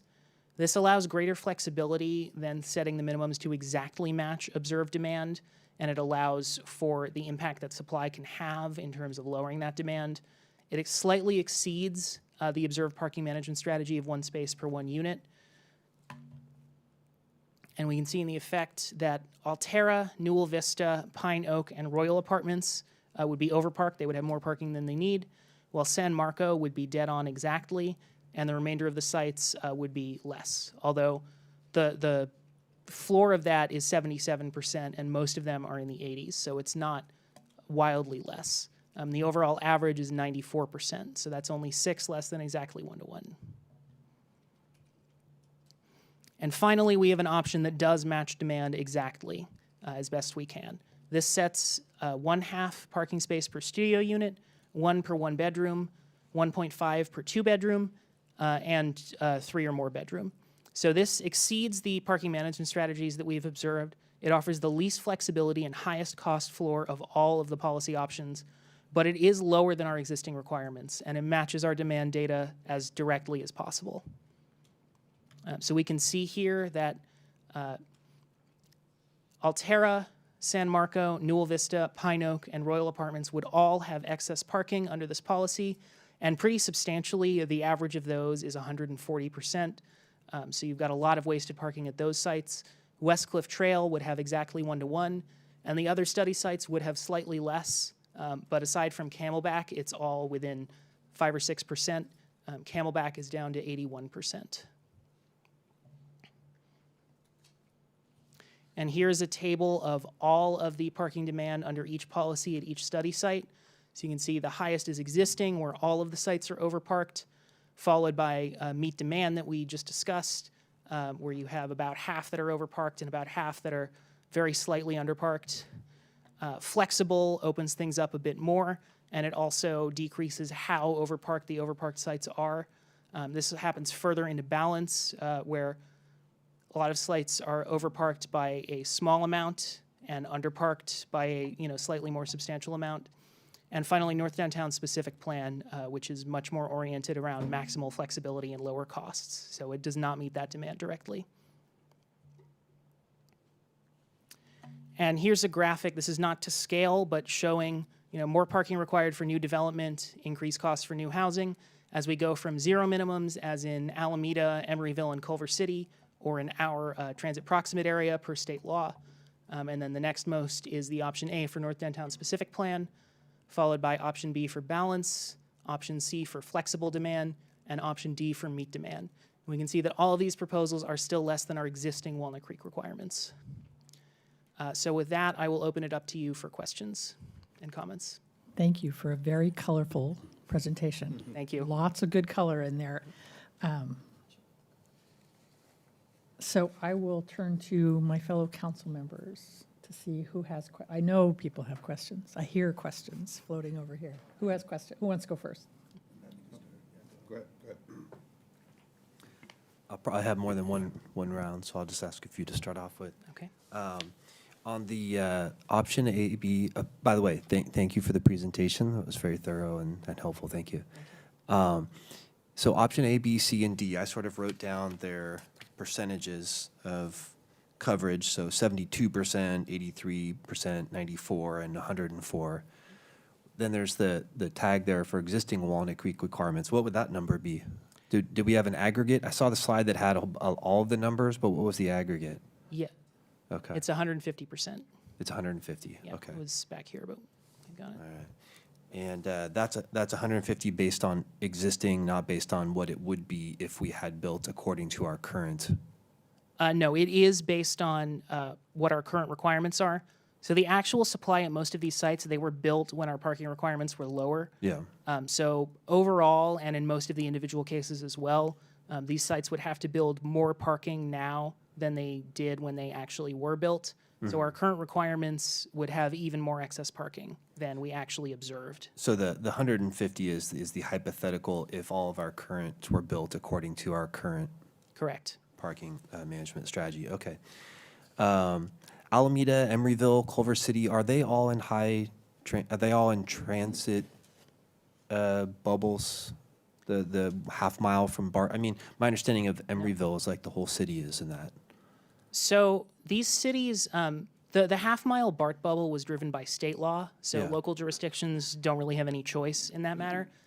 Those three cities chose willingly to eliminate their parking minimums entirely. They wanted to allow, the maximum possible flexibility, Yeah. the lowest possible floor and housing costs.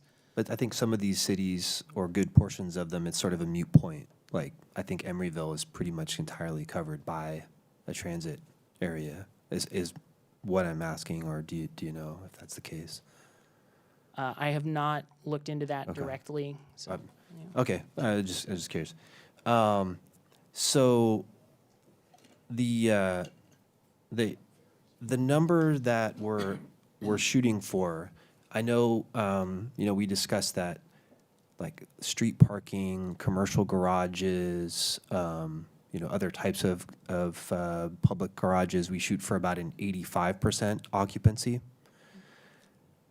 Is that a number that you think should be applied to multifamily? So I think there are some different considerations. For street parking and for commercial garages, we want a certain level of vacancy so that people can see empty parking spaces and find it without having to cruise around, congesting downtown, looking for a parking space. So that's where that 85th percentile comes from. So residential concerns are a little bit different. You're not necessarily going to have people, coming around looking. It's mostly residents. There's some guest parking, which is already accounted for. The street parking is a little different because, we manage street parking primarily through street parking management rather than by development regulations. So, if you have a street that is overparked where you have issues with too many cars staying too long, clogging things up, it's much better to approach it directly using things like no overnight parking prohibitions, enforcement, signage, potentially, depending on the area, even meters or adjustment of meter rates. Because with street parking, if you're having a street parking problem, it's usually best to go to a street parking solution. Because all of the effects of these, including our existing policy, it's very long-term.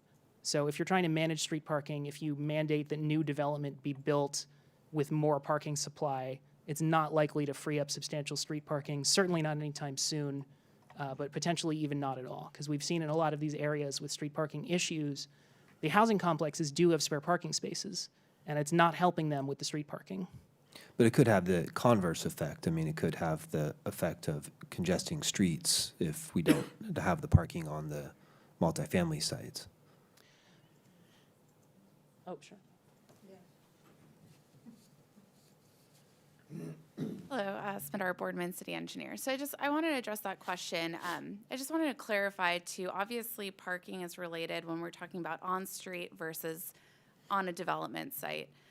But we do have different management strategies that we're able to employ. The streets themselves, they're city streets, they are public streets. And there is something to be said about, sometimes there's it's a good thing to have busy parking on streets. We have this 85% policy currently for on-street standards for metered parking, because the idea is if you're driving down a block, maybe there's one space that's available that you can pull into. When we're talking about congested streets in terms of parking, maybe closer to these development projects, maybe it's in more of our adjacent to our single family neighborhoods. We have other mechanisms like our preferential residential permit parking program available to us to restrict parking on street. But there's also something healthy about the design of our streets allows for parking to occur on the street. And so there is a specific amount of parking that's available on any street just based on how it's built. That's not going to change. Like a great example of this, and this is a really obvious example of it, but if you look at Lincoln and Carmel, those two streets have a massive quantity of units on them. And yet the on-street parking that's available there is highly limited, right? That on-street parking is not serving those folks. And if you're super, super lucky and you're able to find street parking, amazing, but that's not gonna be a recurring situation. But we provide that because it creates this friction so that people don't speed along Lincoln, because that can be that knock-on effect if we don't allow people to continue to park where we designed for on-street parking to occur, that we see higher speeds, which doesn't correlate well with these residential neighborhoods. But to that point, if those streets are already congested, if we start building complexes that don't have enough parking for their guests, or it's something where they're having more guests over, and there won't be places for them to park. Yeah, so guest parking, as Henry had mentioned, guest parking is accounted for as a percentage of the required on-site parking. So those would be open spaces that would maybe say marked as guest only. And so those are intended to be for folks who are visiting. That on-street parking could be that additional, but there's no with these types of complexes, the way that our code is written right now, there's no way for anybody who lives in these apartment complexes to get any kind of special permits for on-street parking. It's really actually pretty much reserved for single family or duplexes within the city. And you'll see that in Almond Shoey. In the end, really what it comes back to is that on-street parking has a very limited supply. And so it is possible for there to be spillover, but there's only going to be so much available in terms of spillover that occurs if, depending on where you land on this policy option. Yeah. And then there was the comment about unbundling. I understand that that would help in a situation where you had enough parking for your tenants, but maybe there was an abnormal distribution of like cars to house ratio. But if you don't have enough parking for the number of cars that are there, I don't see how unbundling it necessarily changes that dynamic. You still don't have enough parking for the spots that are available. I mean, for the folks that want spots. So if you have a building where every single tenant does want a spot, then that would be true. What you see in practice with these unbundled facilities is that if you don't have enough parking to guarantee every tenant a spot, unbundling is actually a necessity. You can't bundle it in with rent when some of your units will not have a parking spot. Yeah, I'm specifically talking about the scenario where you don't have enough. Yes. Because you were saying that one of the solutions for units that might be built where there's more cars wanting to park than there are parking spaces would be to do unbundling. And that's still, you can shuffle them around, but there's still not enough parking spots there. So that's where, tenant demand comes into play.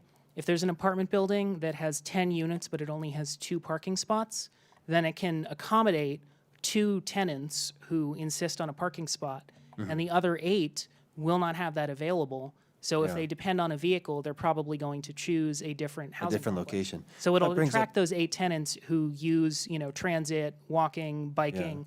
They rely on other means, and they probably don't have a car at all. I mean, that brings up the whole, that when we see that ratio of parking tenants per unit, like number of cars in a complex based on the number of parking spots that are available. And the idea is that when you look at multifamily units that have less parking spots available, that there are less cars there. And that when you look at multifamily where there are more parking spots available, there are more cars there.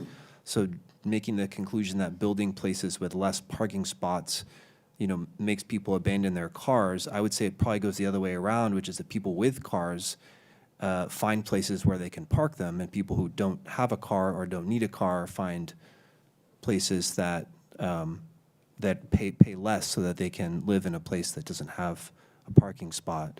I just don't know that would necessarily, one of the things that I'm seeing sort of as a theme here is that by providing less parking, we will therefore force people to have less cars. And I don't know that I buy that as a premise, because I think that people who need a car are going to need a car, and they're not going to give up their car lifestyle, especially in these places that are farther away from our transit hubs, simply because, we're not providing parking spaces for them. Take, for example, San Francisco. I mean, there's a place with lots of transportation options and clearly not enough parking. And, I mean, people still have cars there, and they drive around for hours looking for parking spots because they want their car. So I don't want to create something like that here. So that was one of my thoughts on that narrative. I'll stop for now. All right, Mayor Pro Tem? Thank you. Actually, a lot of my concerns were addressed by Councilmember DeVinny. I do have a concern that the state has put on these overall mandates, and they're expecting people to change their habits like they would in San Francisco. My daughter had a car here. She moved to San Francisco. She took She left her car here.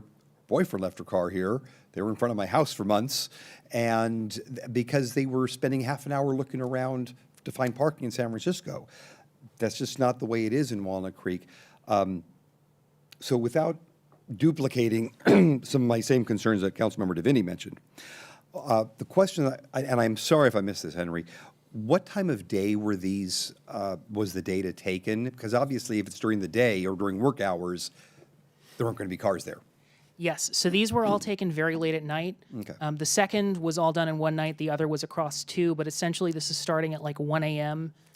So you're catching everyone at home. Fair enough. The idea. Okay, great. I love the example, Smadar, that you gave regarding Lincoln. I think that is a great example to look at that. But, right, if those people need cars, not because, just as an example, if they have to drive to San Jose, they can't take public transit. We don't have BART going down 680. It's just a simple fact. We also know from a lot of us that are dealing with statewide issues when it comes to transit, there isn't the amount of public transportation that we need. We know that. I live down Ignacio. Bus comes down once an hour. It's just not practical for me to take the bus to get down to BART. And we understand that there's other issues that are coming with the fiscal cliff that I know we're not talking about right now. However, we could end up seeing less available public transit in the future unless certain tax measures are voted on. So there's all sorts of complexities here. What happens, though, in the instance if we approve something with less parking and it's on Ignacio or it's on Treat, even Oak Grove, where there just aren't, you can't park there on the street. And there's not an easy go around the corner and just park right there. What happens there if we have limited the amount of parking and people need their cars down Ignacio, there's nowhere to park if it's on Ignacio or Grove. How would we address that? Well, most likely those projects wouldn't pencil out at all. But if you had a particularly foolish developer that wanted to build, the absolute minimum in a place that cannot realistically accommodate it, they're going to have serious trouble attracting tenants who depend on their cars, who need parking when there simply isn't enough available for them. And that's going to, ensure that those projects are not, they're going to have serious financial issues. But it's not necessarily going to translate to a flooding of, the available street parking because it is so limited and we have these, programs, permit parking, overnight. There's just nowhere for them to go. It's not crowding anything out because there's not enough to crowd out. So they just have trouble finding people to live there at all. I mean, one of the reasons why these limited parking is available in San Francisco, Berkeley, even Emeryville, is because of the amount of public transit it's there. So I would, I guess, ask, are we looking, I guess it's up to us. We could have different levels of minimums in different areas of the city based upon what we expect the public transit to be able to be. Is that accurate? Yes. And it's not just public transit, but also if you think about bikeways and pedestrian connections, bus routes. Transit is interconnected, and there is transit access more than just what is strictly very close to BART. But yes, so that's a consideration. I also want to mention that a lot of the time we're not talking about does this tenant have a car or not? It's about how many cars does this household have? Our current requirements for larger bedroom units are 2 or more. So you're incentivizing basically places to build parking spots for 2 or more people per unit, and then those people come in and they, if it's a couple or a family or roommate situation, they're incentivized to have more cars versus the lower requirements. All but one of these still supply 1 parking space per unit, so they could still have a car per household, but there'd be an incentive to have fewer. And that's a situation where, okay, there's nowhere to park my second car, I can't do it, so that's where you maybe cut it down because your partner has one or your roommate has one, or you can figure out a sharing arrangement. Okay, thank you. Try a couple things. I just want to make sure I've got this, and then I'll switch it over to you. So I'm just thinking about this. So a couple things struck me. One is we're talking about minimums, not maximums. So you could have somebody come in, like when Brio came in, they said, here is the clientele that we're looking at, and although our parking minimums are this, we know our clientele, and basically it's parked in excess of its parking requirements. So that's still allowed under whatever we do here, right? Absolutely. And I had a nice talk with a planner from Culver City to discuss how zero parking minimums had gone for them. And she said that they hadn't had a single application that was actually for zero parking spots. It's pretty rare, especially in these sites that don't have good access. You would need to be, exceptionally foolish. And I understand the need to plan around that because sometimes people are. But Yeah. the And idea then- is just to, set the floor. And then we also had a couple of affordable developments going in on Pringle that actually were zero parking. Do we know how that, we had, when we approved it, there was a lot of concern. That was back when I was on Planning Commission, there was a lot of concern from businesses in the neighborhoods, and the developers said that that they had figured it out. They knew there was going to be a car share, and do we know how those Pringle developments work? Sorry, I should have told you this. I was going to bring this up in a minute. So in my experience in traffic engineering, where we're getting direct requests from residents who have concerns about roadways, about traffic safety, and about parking a lot of the time, I have not heard, and I don't know of my coworkers having heard of any complaints about that Pringle area. Okay. Yeah, and I'll go ahead and add that. First of all, that's Riviera, right? Yeah. Just north. Okay. So that's exceptionally Yes. proximate. So at this point now, that zero parking minimum would Would be- apply there, yeah. Sorry, zero parking requirement would apply, but there's actually meters on street. And so this comes back to, and they're purple poles, so you could park your car there for 10 hours if you wanted to, but it comes back to what is that on-street impact and how would staff address on-street parking restrictions or other management strategies to help alleviate the potential overflow. But Okay. from what I can tell, the parking is used, but it's also mixed with BART, so. Okay.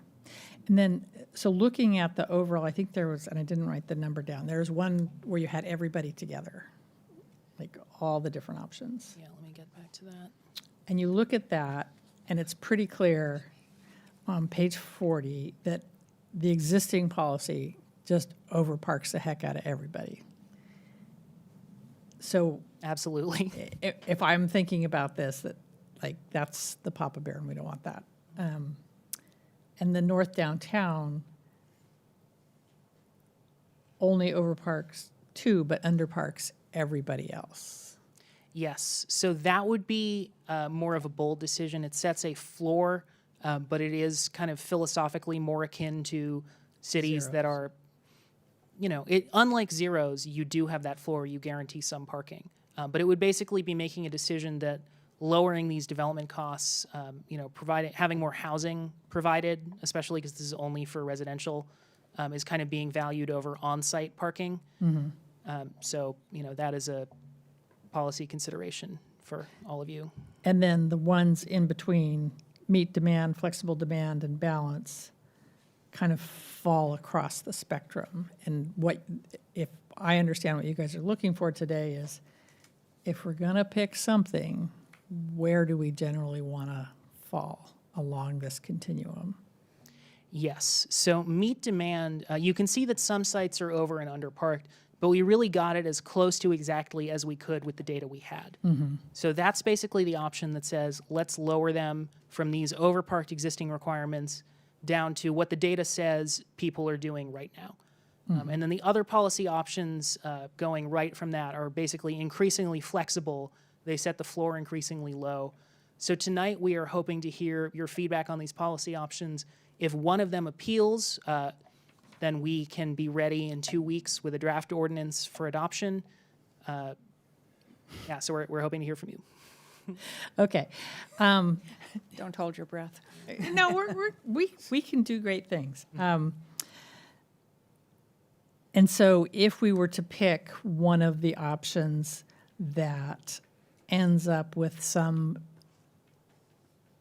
squeezing, then it's things like unbundling and that end up making those work. That's what you're saying. The unbundling, the parking management, those kinds of things can step in and make those minimums work if that's what somebody decides to do with their development.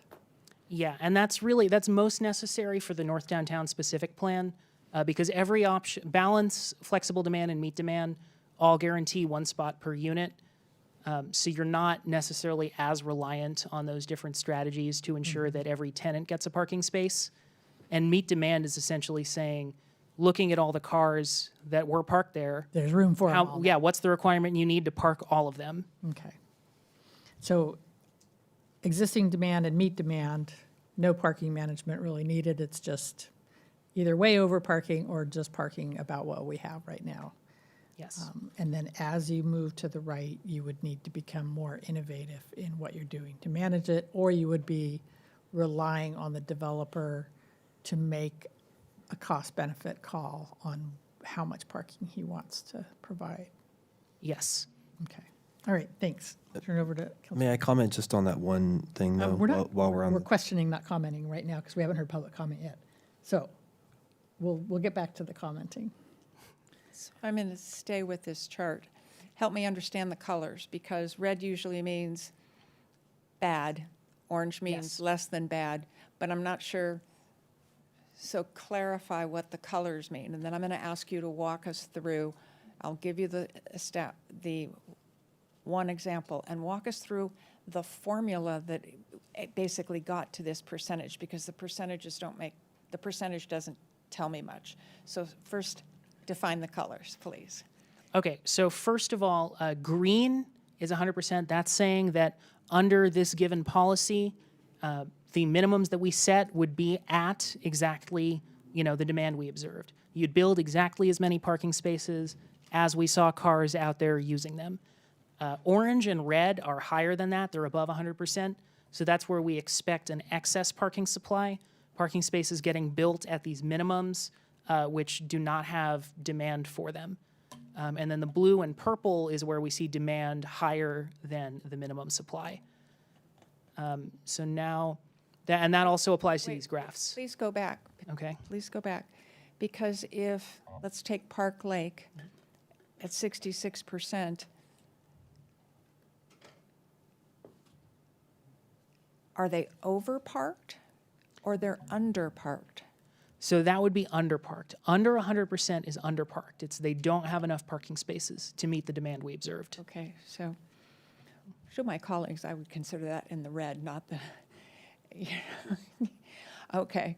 So Purple and red are both on the other. purple and red or dark blue, purple blue are in the extremes.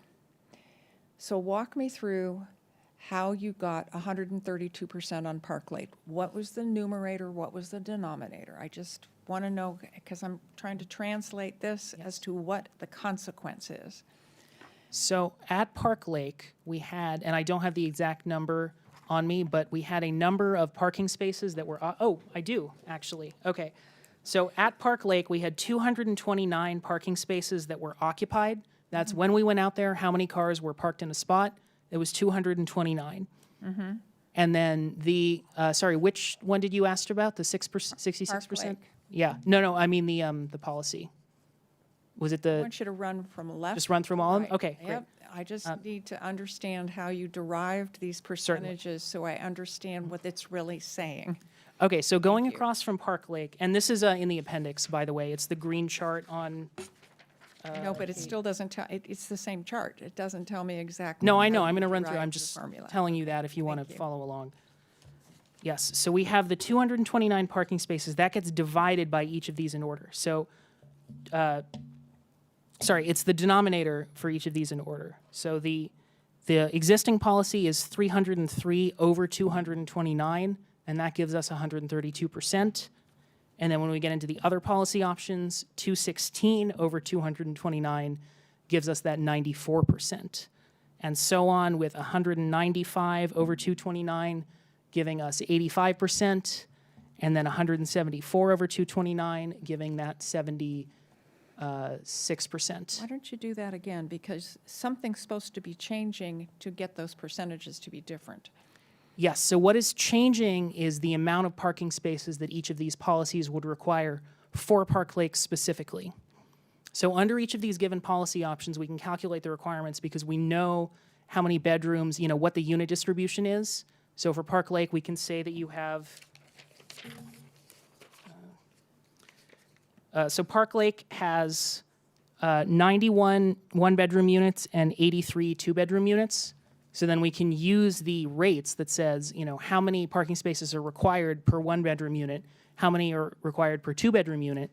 We can apply it to those numbers, and then we can see how many parking spaces would be required for Park Lake under all these various different policy proposals. All right, so the policy proposal where everybody gets one, is that meet demand, or is that flexible demand, or is that balanced? That is balance. All right, so Park Lake has 174 units, so everybody gets one, that's 174 parking spaces. Yes, it would just be adding the 91 to the 83. It gives you that 174. Yeah. And so, and currently, those 174 units are putting, I go over to the front page, putting 229 cars in there. So it's going to be off by a third. Yes, and that's where we get that 76%. So the 229 cars, you have the 174 into 229 gives you the 76%. Shows you how much it's falling short. It's that difference between it and 100%. So if we do Pine Oak that has 10 units, we're going to get the same percentages, but with a very lower, smaller number of units that are being considered. Complex is smaller, 10 units. Yeah, so you can see there, Pine Oak along the bottom row, you do have some policy, meet demand and flexible demand are the same for that site because it is a small amount. But even at that small amount, the different policy options do change it, and fairly substantially for the other policy options. All right. Let me go back to just some basic questions. This policy that we would adopt would be for condominiums and apartments, not for townhomes, which is single-family attached and single-family. Not for single-family homes, not for duplexes, and not for townhomes. Yeah, single family and duplexes and those kinds of homes have a different land use classification in the zoning code. And this is strictly for what is zoned multifamily. And so townhomes, which are single-family attached units, would be? So townhomes are not a formal classification in our zoning code. We were initially going to carve out a separate definition for them as part of this, and that can be re-examined in the future if that is desired by the council. It would have to go to Planning Commission again, but we can do that. It's fine. Right now, we don't have any definition for townhome for that attached. So where would they fall in this? It's case by case. It depends on where they're trying to build them, what the land is zoned. Okay. And mixed-use projects? I know what it is, but we're counting them as apartments and condos. Yeah, so mixed use, it's based on the square footage dedicated to each use. So like if you imagine it's 50-50 residential, commercial, then 50%, just for ease of, calcs. No, I'm just laughing about the conversation I listened to last week. Then 50% of those the required parking spaces would be derived from the commercial, and 50% would be derived from the residential requirements. The cost per parking space, $23,000, sounds closer to a surface parking space than actually structured or underground parking. Is that correct? Yes. So underground parking is much more expensive. you dig a hole. Yeah. And a lot of concrete. And then above grade. So like the Brio complex has.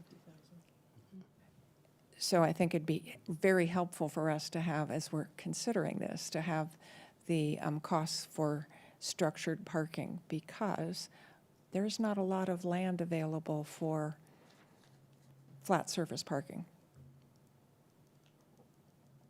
Okay. Thank you. You mentioned 699 YVR, except I see it within a half mile of BART, so. Oh, I'm sorry. That was confusing to bring up. That's not one of our study sites. That is where I got the 1 million per housing unit cost estimate. Right, and that's because it's affordable. And That's construction costs, so it's actually on the higher end. The average that I was told by our housing division was about $750,000 per unit. Did we have any input from developers on when they look at these options in terms of what their point of view is? So we had some public comments from developers who saw only those initial two options on the right that were, much lower than the other two that we've added, and they were very supportive. We also had a public outreach with the first parking study that had only the North Downtown specific plan recommendations, and they were also very supportive. Developers, this is a huge benefit to them. It opens up their options. If they want to continue to build a lot of parking, they can. Nothing's stopping them. It just means that if they want to build less, then they have that option.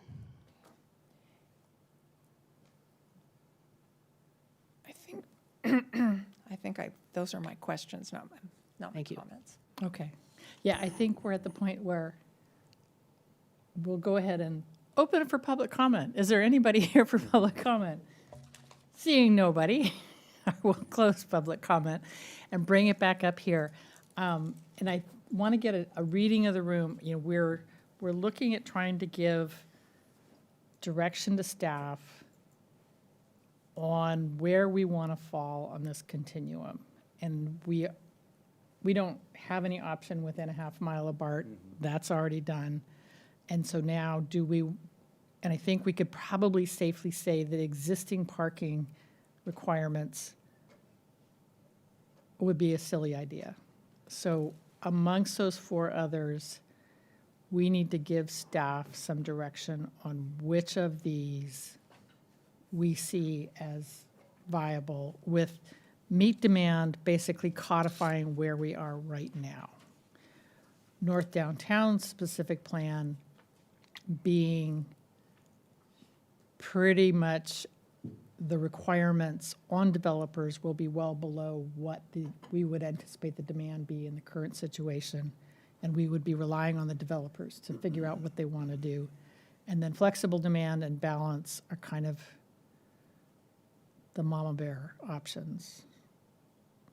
So let's go through and think about it in that way.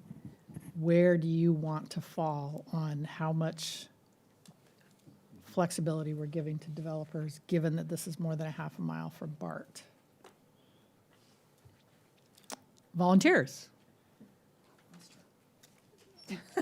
City start, and then we'll go to Craig. There was an old commercial from Mapo where let's let Mikey try it. Yeah, that's it, yeah. But Live cereal. that ages me a lot. First of all, I appreciate all the work that went into this. And I appreciate the willingness to have the additional sites. They're very helpful. Many of these sites are different from each other, so the percentages don't surprise me. So what I'll call environmental geographic factors. Park Lake is a lot of units, has no on-street parking anywhere near it. And so it, to me, is this classic example of constrained on-street parking and a long distance from the BART station. And the reason I know that there's no on-street parking is because if you try to park in there and go visit a friend, you are parking, they have to have designated spaces for guests. The North Downtown Specific Plan has its own uniqueness, which is I don't think you're suggesting we use the full policy from the North Downtown Specific Plan, because that also includes a maximum, not just a minimum.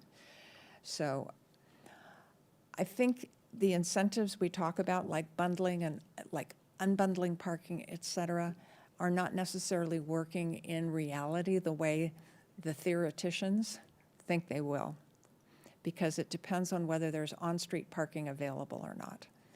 And so you see different things happening, and I think we have to be careful. And oh, by the way, I lived in Chicago for 5 years. There was no parking. I mean, you had to fight for parking spaces, and you'd get your parking space in the winter, and you'd hold on to it for months. You would do anything but move your car, because you wouldn't, well, first of all, you probably couldn't get it out from the snow.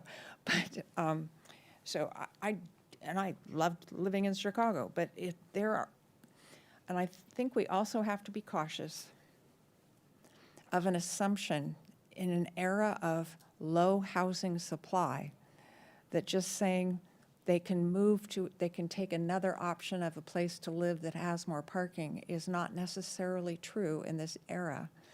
And people do change jobs. That's a very metropolitan view of the world, and not necessarily a reality of today I'm working only 8 blocks away and the better job is 24 blocks away. I mean, it changes. Dariel had, it changes. So it's not for me the North Downtown specific plan, and it's not the meet demand. It's certainly not the existing one, because we said we're going to right size. And no change is not right sizing, because it's basically accepting wrong sizing. So it's either flexible or balance.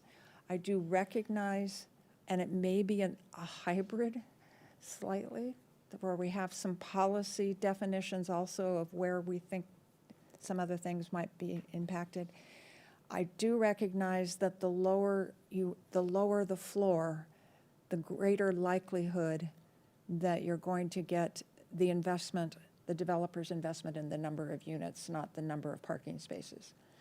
But I also think that no matter what we do here, we should not just look at one option or the other, but we should also look at some of the policies that we haven't had on the books. For example, the Brio didn't have permission to hedge their bets with more spaces, but build it so that you could rent it to car dealerships for car storage. They didn't design it that way, and we didn't encourage that. So I think we have to think about what we would do to encourage, if you want to build more than what we require, build it in a way that you can do something with it for shared parking so that we can reduce the amount of surface parking. And I'll leave it there, I think. Okay, thanks. That's good. Thanks. Councilmember DeFinney, you want to, where are you? What color? Yeah, it's interesting. It's interesting how just by presenting certain options, we see it through a certain lens. To me, meet demand should be in the middle, and then existing policies should be on one side, and then moving the other direction on the other side. But we have meet demand where we've pretty much tried to accommodate the number of cars that we currently see parking there, which seems like a very reasonable thing to do. And we have existing that perhaps is providing too much parking. I mean, what about an option in between those two? That would seem like a reasonable thing to do. I mean, because we talked about and I understand there's different reasons for how we think about parking on the street or how we think about parking in public parking garages, but I think from leaving this completely to market forces is concerning to me.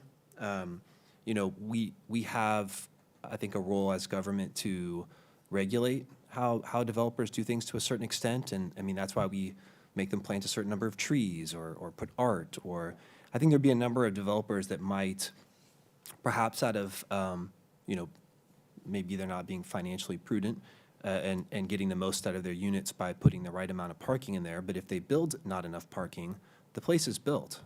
We have it, it's in Walnut Creek now, and it doesn't provide the parking that is needed for those units. And then what that does is it forces people to park on the streets, which they may or may not be able to do. In the case of some developments that have been proposed around the Almond Shoey neighborhood, it would push them into the neighborhoods there. I just don't know that allowing the developer the decision of how much parking to put in is really in the best interest of the city.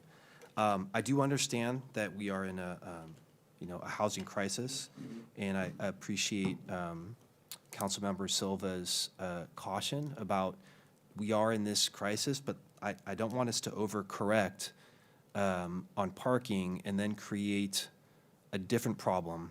The unintended consequences of trying to solve housing may be the next problem we're trying to solve is, which we're already trying to solve, is parking. And I do want to clarify that we're not talking about downtown parking, right? I mean, just for people that may be like listening or watching and may just, parking might be a buzzword for them. And they're going to decrease parking. It's only in these multifamily units, so I know we're clear about that. So, I see an option that I'd like to see an option in between the 150% and the 100%. That's more in line with the way we do parking in other areas where we have a few extra spots if someone comes over to visit, that we don't anticipate that we're trying to maximize 100% each time, like we're trying to make the parking units 100% full all the time. Could you please explain, I'm trying to follow you, what's the 150 and what's the 100% that you're pointing? So if we can go to the slide that has the two arrows on it that move right to left. So in the body of the paperwork here, option A would provide 72% of the parking for the number of parking spots that are currently needed at that location, for our locations, the 10 locations outside of the two bubbles. We'd have 72% of the needed parking in those areas.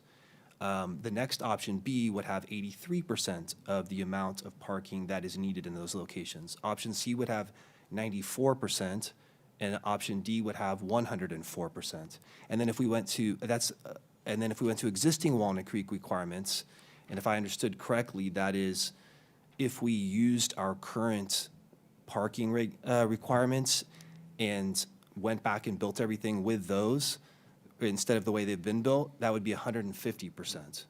So somewhere between, so to me, D should be C, and there should be another option, D, that's somewhere between our existing and just being, to me, what is the middle, which is providing just enough parking for the cars that are required at this point. Or an option E after D in between existing. So I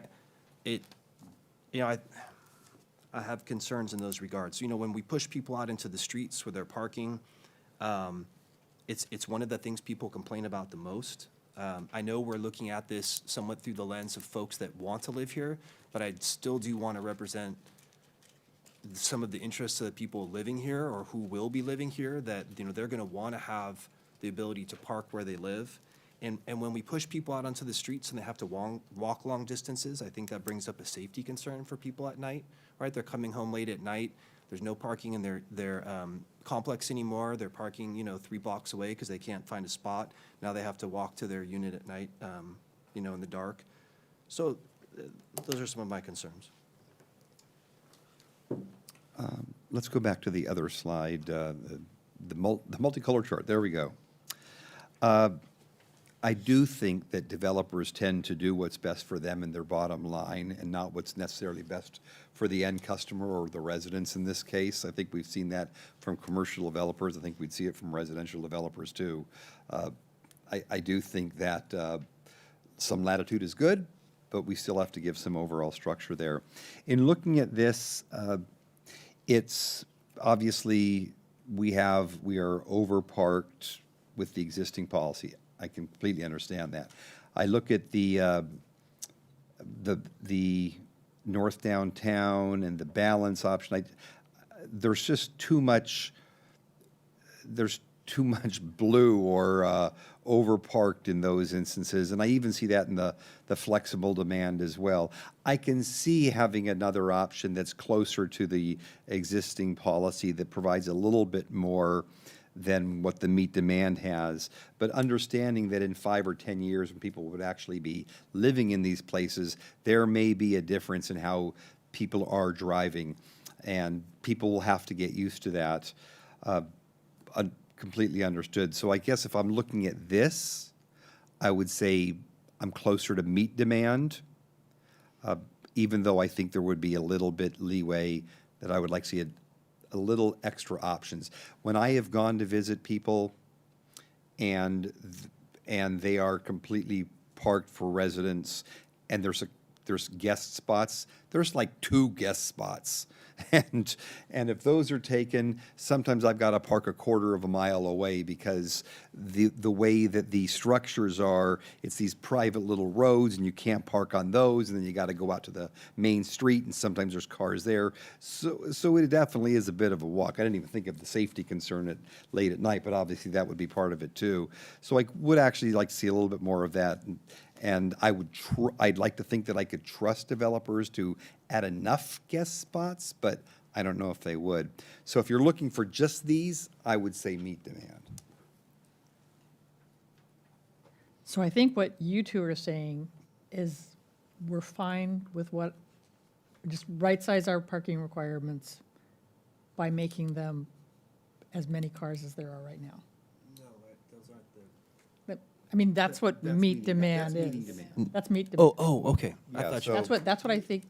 Yeah. Yeah. Which given time, there may be fewer people that do have 2 cars in households or whatever, and it would make it so there's a little bit of extra parking spaces for cars in the future. But I would say, yeah, meet demand would be let's require there to be the amount of spaces that would meet the requirement of cars. I mean, obviously, for the years I was on Planning Commission, this is something that we've wrestled with again and again. And I do see people younger than us who are not as car-centric as perhaps our generation is, and are willing to be more flexible about whether or not a couple has 1 car or 2 cars. People responding to the financial cues of unbundling parking, where they have to weigh and balance, okay, we have 2 people, right now we have 2 cars, it's going to be an extra $300 a month. If we keep both cars, why don't we save some money, get down to 1 car, and go with that? And I am reluctant to go for meet demand because I think it locks us in place where we are. It requires developers to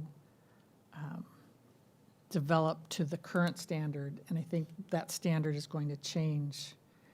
The behavior of residents is changing in response to the economies of car ownership and the interest in being more green. So I would be more interested in flexible demand or balance. I think pretty clearly existing policy is buying into making development really expensive, and it's going to make us hard to get us out of the housing crisis. I don't want to get down to the North Downtown Specific Plan standards because I think many of these developments are far enough out that you need at least 1 car. So maybe if we looked at the actual requirements for meet demand, flexible demand, and balance, like how many units or how many parking spots per unit. If we could just run through those real quick. Go back to and I didn't write the charts down. And I don't have a problem with unbundling, actually, because there will be some that say, oh, no, I can get by with 1 car. Yeah. I can get by with no cars. And some that'll say, we go in 2 opposite directions, we need 2 cars. So I don't have a problem with unbundling. Okay. So meet demand, okay, what's the next one down? The flexible.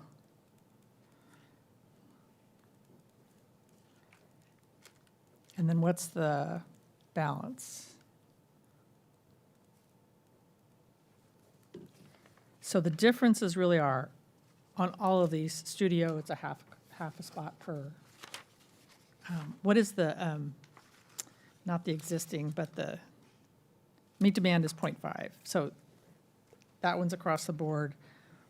1 unit, 1 parking spot is across the board. So Can you show those three again, please?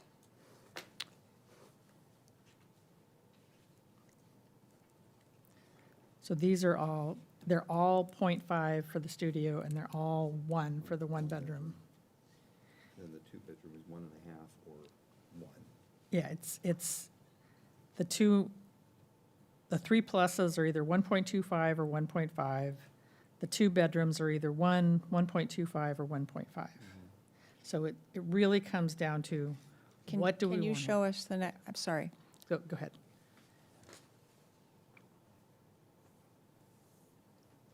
And the next one.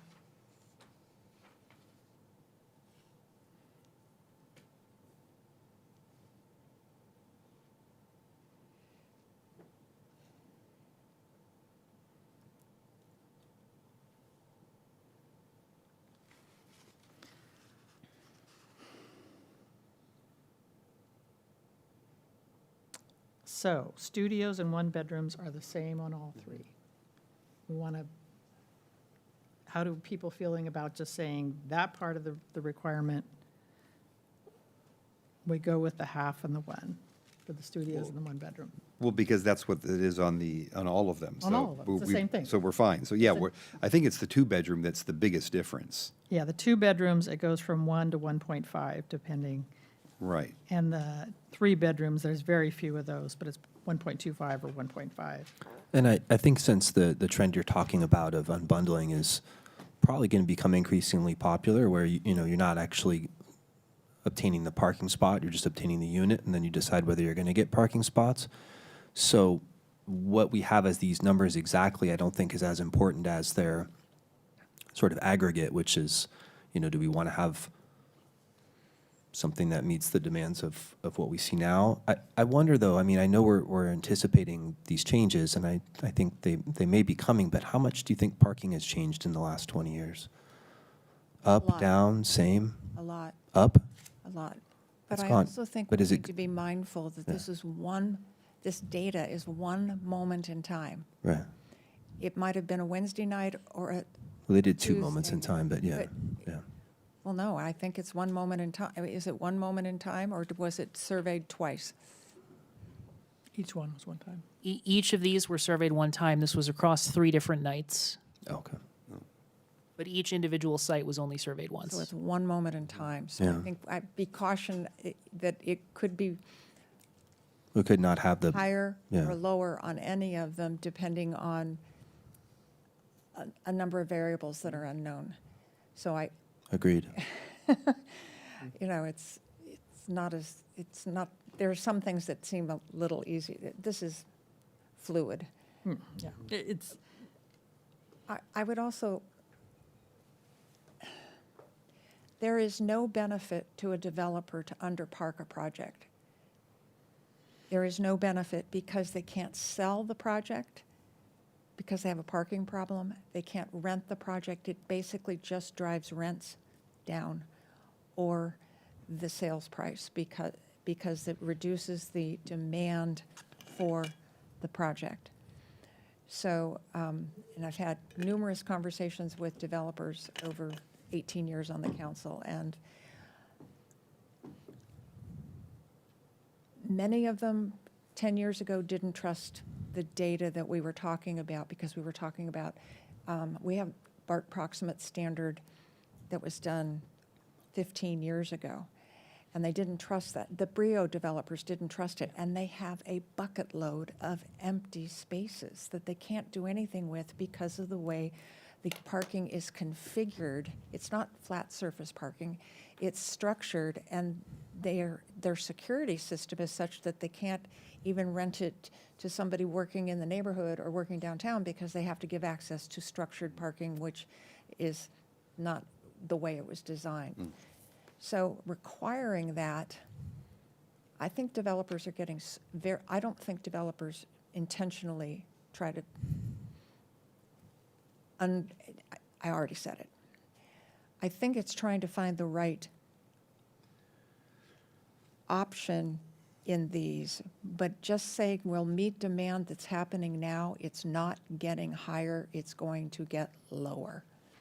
And by setting it too high, we'll have to come back in future years, or we're going to get requests for general plan amendments and zoning amendments to lower the numbers, because they will have a study that shows, they'll go out, they'll do a study, and they'll show that they don't need the parking that we've anticipated because of one moment in time and one set of head counts that we did in a parking lot.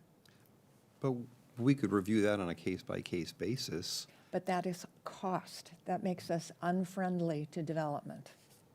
It really does. It says we're trying to keep development constrained. By dropping it 50% from its current? Yep. Well, and to your point of the one snapshot in time, it could be these are all falsely low numbers of parking spots that people were out of town, and so maybe we're setting a, by going with a lower option, we're going even lower than we think we're going. It's not. I also, your example of the Brio, and I completely understand what you're saying. Being on the Transportation Commission for 8 years, I certainly dealt with a lot of the things that we were looking at in terms of parking and everything else. But the Brio is within walking distance of BART. And they didn't take advantage of it because they didn't trust that people would. Right, but there's a lot of places further down Ignacio, further down These in numbers other are not, areas. these numbers are not North Downtown specific plan. What the No, understood. mayor and I are basically saying it's somewhere in between flexible and balanced. What was that last part you said? Council Member Wilk, you said that Brio is close to BART and they didn't take advantage, and you mentioned that there's places that are further away. Further away. And what was, I missed your response to that. Oh, I said what we're not trying to do is a BART proximate standard, which is 0. Yeah. Now, and the North Downtown specific plan is a BART proximate standard. What the mayor and I have landed on is somewhere between flexible and balanced, because we're really debating 2-bedroom units and the minimum number of 3-bedroom units that are actually being built. So you can probably, how many 3-bedrooms were sitting in the 1,100 and whatever? Mayor, can I offer up a few just Yeah. comments and thoughts here? I just want to back up for a moment on this. So this is obviously a difficult issue. It's the second time we've brought this forward. We brought forward more information, a slightly different configuration of the council back in July, wrestled with this. We gathered more data. We brought it back. Obviously, you're wrestling with it a bit to try to find the right balance, and for good reason, because you're weighing various trade-offs. And so I would just offer up for some consideration some of the existing policies that your council has adopted and some of the state laws that are dictating a lot of policies for your consideration as you weigh this going forward. In our housing element, we committed to reviewing parking standards, which was effectively required by state HCD as a means to further support housing and housing construction due to the cost associated with parking. And that's really the driver for why we are here. Obviously, the state already mandated reduced parking standards for areas that are closer to BART. So I offer that up as consideration. There's state policy that's forcing this more uncomfortable type of situation and in discussion. Our housing element also suggests we should revisit this. And then I would also add that your council has adopted economic development as one of its top 5 priorities for several cycles now, which is to further enhance economic development. One of the big drivers that is thwarting economic development in California is the lack of housing. And most economists will state the biggest threat to the economy in California is housing. So I offer those up as policy considerations. I'm not suggesting you should pick one of these standards or the other, but those are some of the underlying fundamentals that have brought us to where we are today. So you may want to keep those in consideration as we're contemplating what type of direction to give staff here with respect to next steps.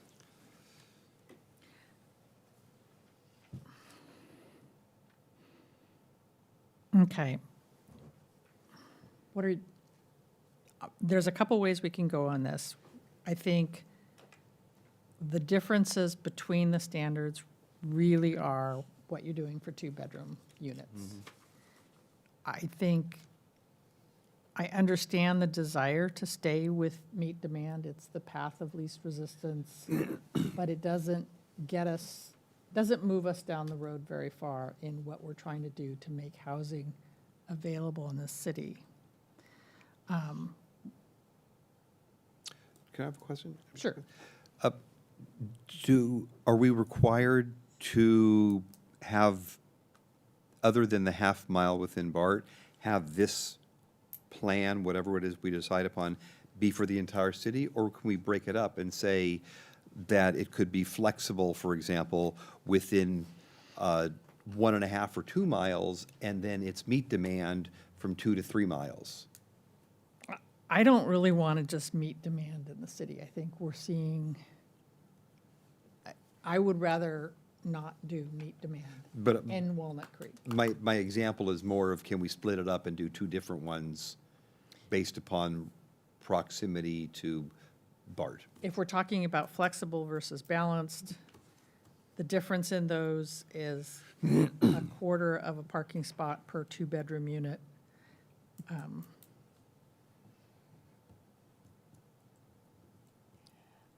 I'm not in favor of sticking with meet demand. That's, I feel it's not long-term policy prudent. And just to clarify though, right, we're not, when we say meet demand, it's not that we're sticking with our existing parking requirements. We're slashing those by 50% if we, Right, but that's the floor. yeah. So basically, they have no room To be creative. well, to adjust to the environmental demand, opportunities.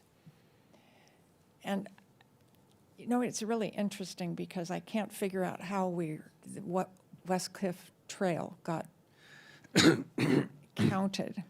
But West Cliff Trail was a 20-unit apartment building or complex that added 8 units where its parking was, and they brought it to the Design Review Commission and the Planning Commission. It never came to council. So it's built in 2, it was a 1960s complex. Were you on the Planning Commission at the time? No, it's before me. No, it's not. It's after me. I don't know. I can't remember. My brain shuts down after 9 Design o'clock. Review, but it's centered in it, and I went back and looked at it today. But there was an opportunity that they took advantage of. And by using parking, and they came up with 8 more units. It was, you know, a 40% increase in the housing that they had on site, roughly.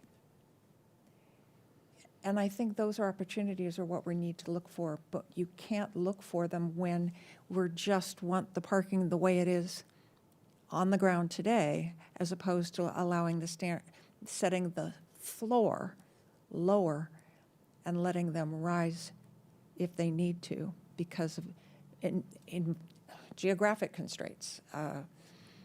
We have a project over on Cole Avenue, and it's 12 units, and they're flats. They're very expensive. It's built on a hill, and they couldn't figure out if they could build. They're not designed. They were designed for people coming out of Lafayette and Orinda that had 4 cars, and he wasn't sure that they would even get rid of 2 cars. So he saved the money. He got permission from the Design Review Commission and the Planning Commission, I think, to build. His underground parking was done with an elevated system, so there's no driveway going down into it. And it turns out that half of the units only have 1 car because those really wealthy people saw an opportunity to not have to have a car because they can walk around downtown. But I think if we don't give them the room to make changes, we will basically get people priced out of, the developer can't make the numbers crunch. And so I think, I would be interested in knowing what our colleague, Mr. Councilmember Francois Francois has, thinks, but I think we're stuck at a point where maybe it's a question of what do we have for the 2-bedroom and the 3-bedroom units, and we just look at that. Because as you said, we seem to be agreed on the half a unit and the 1 unit. Or half a space and the 1 space.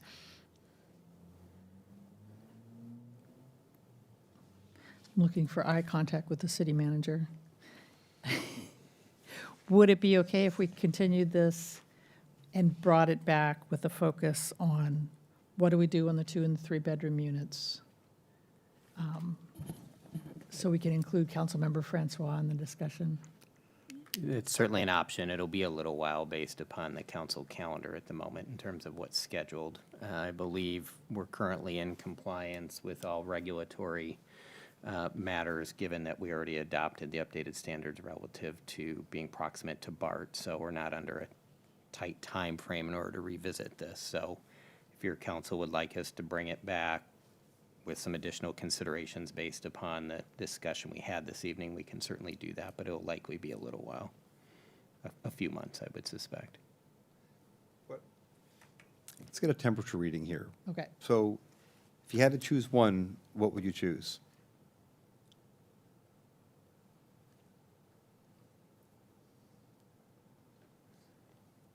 I've got to look down and see what. I'd choose flexible demand. I'd go balance. And I'd ask developers to show how they're going to make that work. You go meet.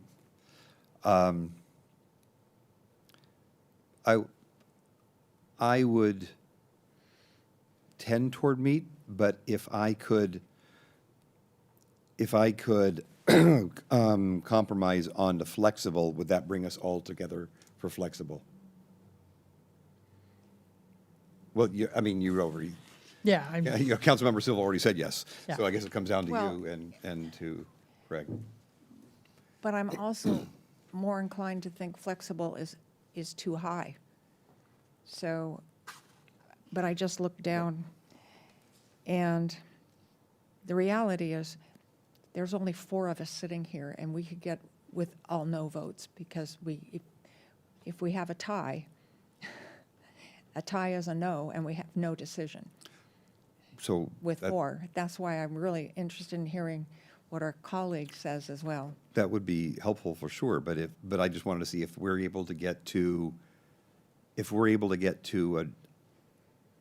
a negotiated flexible, would that have at least 3 votes? So the difference to me, in my mind, between flexible and balance, which is where I am, is whether or not you have the extra quarter of a parking spot for a 2-bedroom. And if it's unbundled, then people can get it or not. Well, see, I'm not confident that unbundled is necessarily doing what it's supposed to do, but the other alternative would be to go lower, but have a stipulation, the way some of the cities did, that there's, for each unit, there's a certain fractional guest parking space required. So I would go to flexible if that brought us to consensus.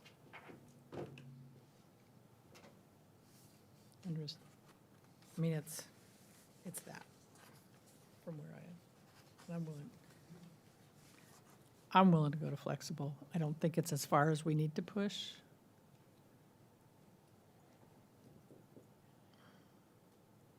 What do you think? I'm willing to go to flexible, but I'd also like to see what happens if our code would blow up, if there was a Balance with a balanced parking. with guest parking. I just want to see, and I would like to hear from developers here in the council chambers telling us, I mean, it's easier to trust people when they have to come up and talk to you under, and what their experience is in other communities and other markets. Well, I think the developers would pick the least. You don't know. Well, why would they want to be constrained? I mean, they can always build more if they wanted to, but why would they want to be constrained? Well, that's actually the idea, is Yeah. that we let them decide what makes sense, Right. given their customer But we're base. But I think we we're should decide what's best for the city and then, let put the guide rails on the developers. Right, I think the developers would go with the least point of friction. Why not? Because then they could always build more if they felt that it was needed. I think that us coming up. No, developers, once they've built it, they're not adding parking. No, what I'm saying is that when the plan is, they would look around thinking, here's the floor, they can always go up. Of course, they would want to agree upon. Oh, the as far lowest- as what the we do. least amount, But right. not when they're actually building. I'm like, no. No, once the correct. apartment is Yeah, built. Right, understood. So with that, I would say it sounds like we can come to agreement on flexible. I'm not sure by delaying this process, we're going to come to any different conclusion.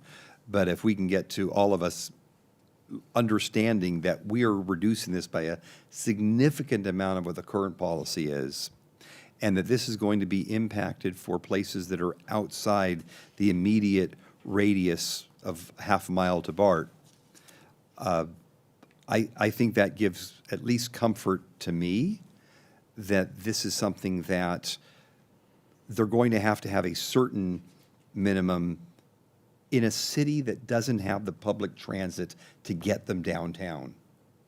Consistent public transit. Right.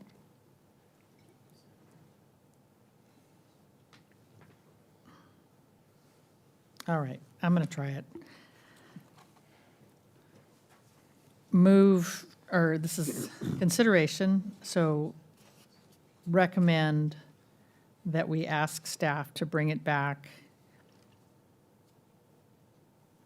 with flexible 0.5, 1.25, 1.25.